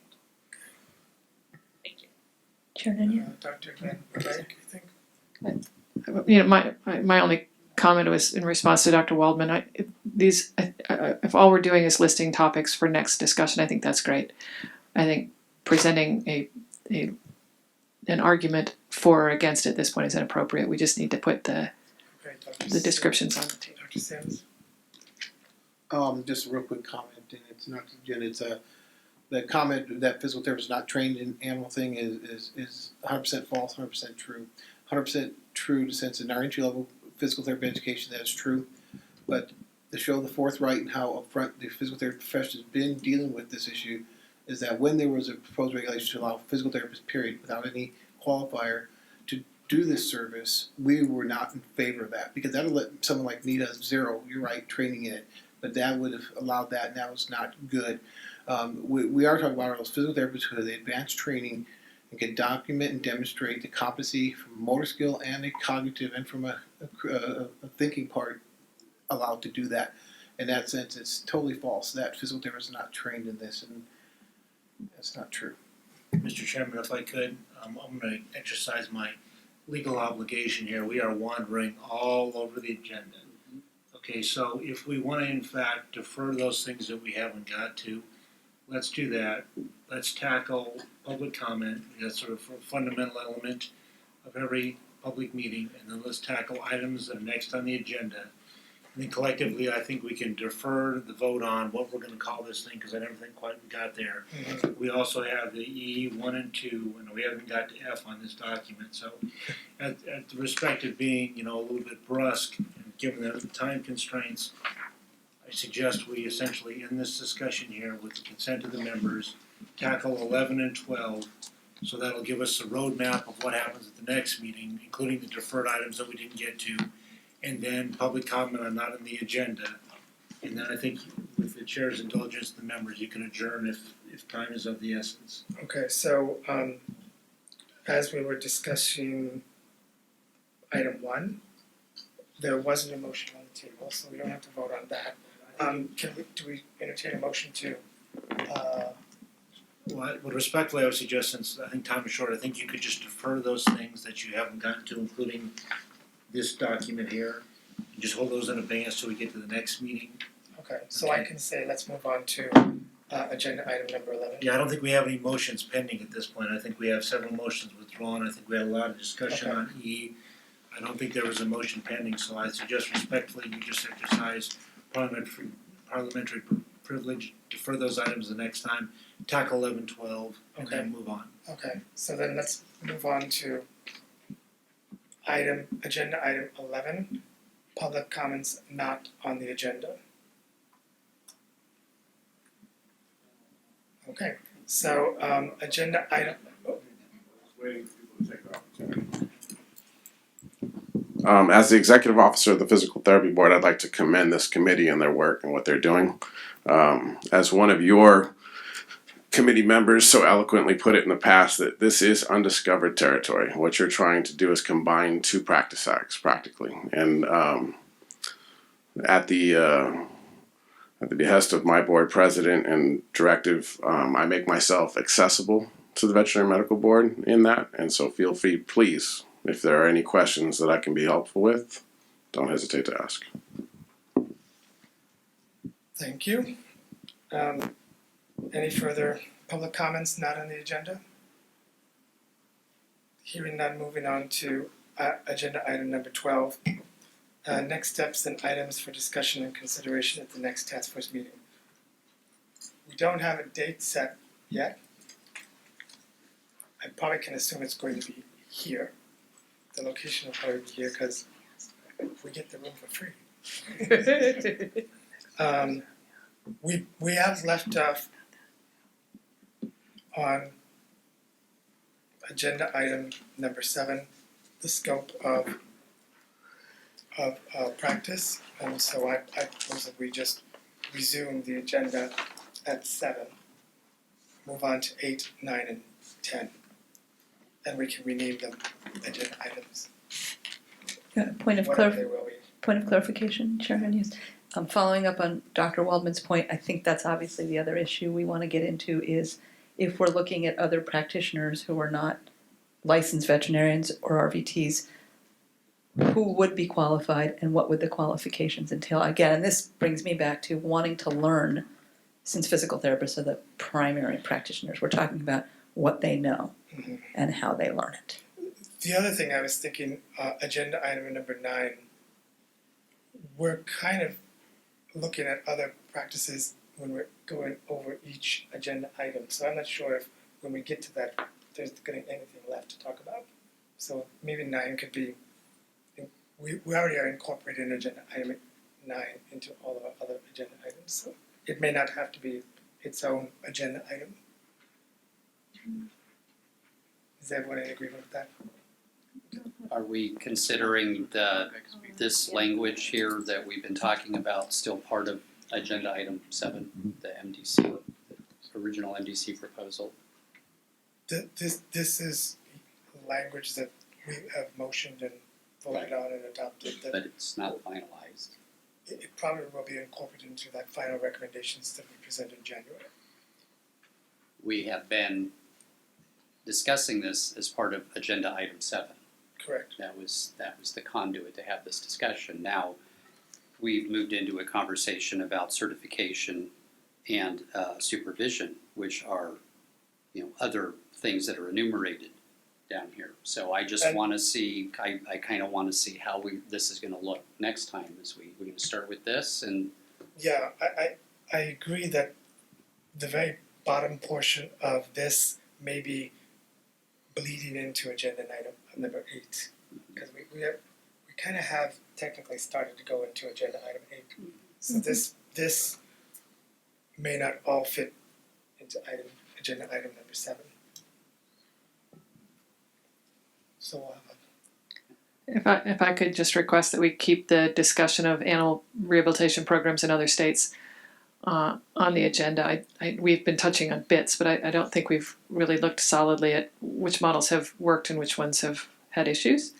And if it's possible, as an addition to the agenda, Ralph Johnson, who's the executive director of the VMA in Colorado, who was there throughout the process of their developing their setup, has offered that he would perhaps be available, whether by electronic means or physically, here to help us with that discussion. is the meeting of the AAVSP going to be before or after this? And the meeting of the AAVSB is the late September, so it's the 20th, 21st, 22nd, or 21st, 22nd, 23rd. I think we were looking at trying to have a meeting either early or mid-September, because then the next veterinary medical board meeting would be in October. So I think we would have to have the AR task force meeting probably before the AAVSB meeting. Yeah, the reason why I asked that AAVSP is the American Association of Veterinary State Boards, where representatives from all 50 states come together, and there are various opportunities for individual states to ask other states, hey, what are you guys doing? But it sounds like we're not going to be able to, we're probably going to have a meeting of this task force before that meeting. We could still ask the questions, and that would be good data for the veterinary medical board. Is there any reason we would have to wait till September till the next meeting if we could say go to mid-August? We have a veterinary medical board in July. Yeah. It might be tricky just because of notice time and prep time. We have a veterinary medical board meeting that we're prepping for, and then we've got a lot of staff vacation in August. I will tell you that I will not be in the country in September, so. Well, okay. So we're going to include all the agenda items that we did not include. And we are potentially going to get some information from AAVSP, even though it's not going to be at the meeting. We can try to get more information from them on what's happening in other states. And I can request that without being physically at the conference. I can request some information to bring back to this task force. Yeah. And although I definitely would love for all of the members to be able to attend the next meeting, it may or may not be possible. Mr. President, members, just want to reserve, I would suggest that you put on the agenda sort of a derivative number 12, and that would be you're going to make, I would presume at some point, the final recommendation to the board. Mm-hmm. So whatever going forward, I would suggest you leave room to make the final recommendation to the board. Okay. Going forward, and then I think, Mr. Chairman, as you pointed out, it'll be everything that we didn't get to, plus perhaps the keeping 9 in with perhaps some Colorado, not legalized pot, but Colorado. We're not going to talk about that. Okay. Yeah. And also with number 12 to contemplate the final recommendation to the board itself. So. Do you think we need to have any discussions about North Carolina? If you want me to talk about it topically about what North Carolina means to the regulatory environment, I'm certainly happy to do so. As maybe part of a lot condensed introduction. Or you can just put it under 10, because it is sort of a logistical or operational challenge. Okay.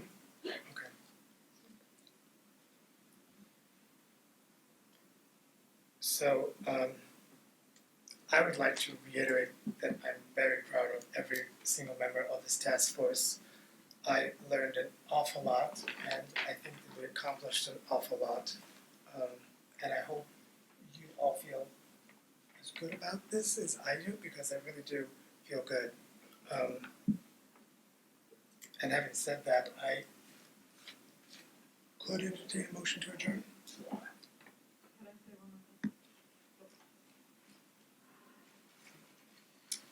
Are any other stakeholders able to be considered at this time to add to the board, or is the current makeup as for? I think it'd probably be a little unfair to bring on a new stakeholder because they are not going to be able to participate with this. It's already been done. Okay, thank you. But there's nothing precluding them to coming and offering substantial and substantive public comment throughout the process. Absolutely, yeah. Sure.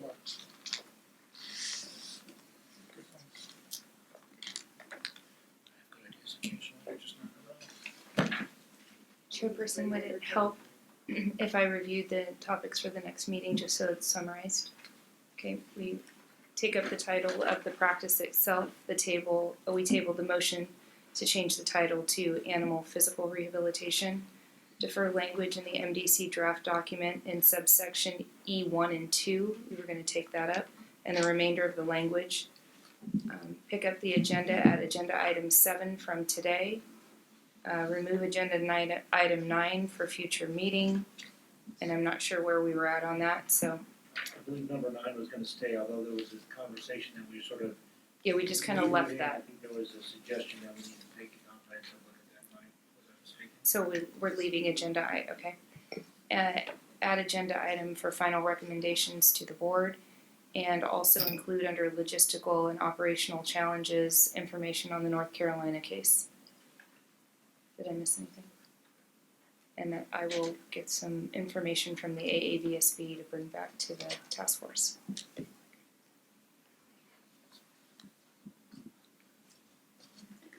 And if anyone, again, remember the rules of engagement, feel free to contact Anne Marie or legal counsel with any questions, but please try to avoid individual discussions among yourselves.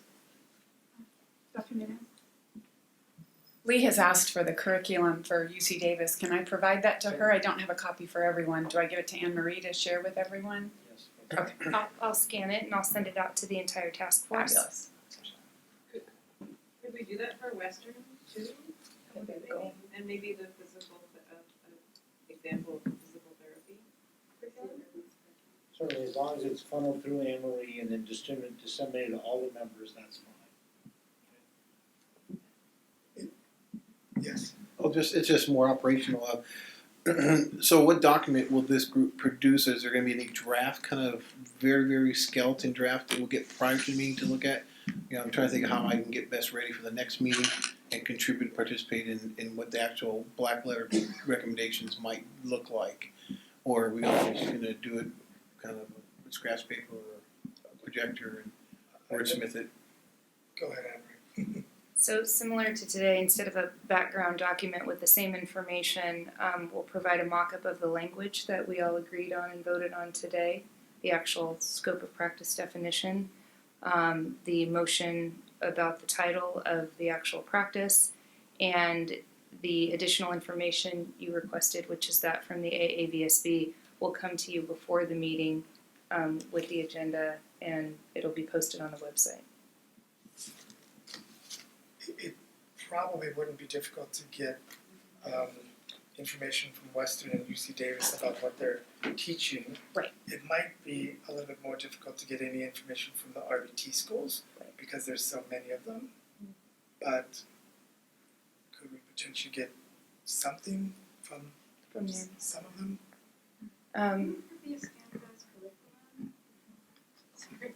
Wouldn't there be a standardized curriculum from an overseeing body, an accrediting agency?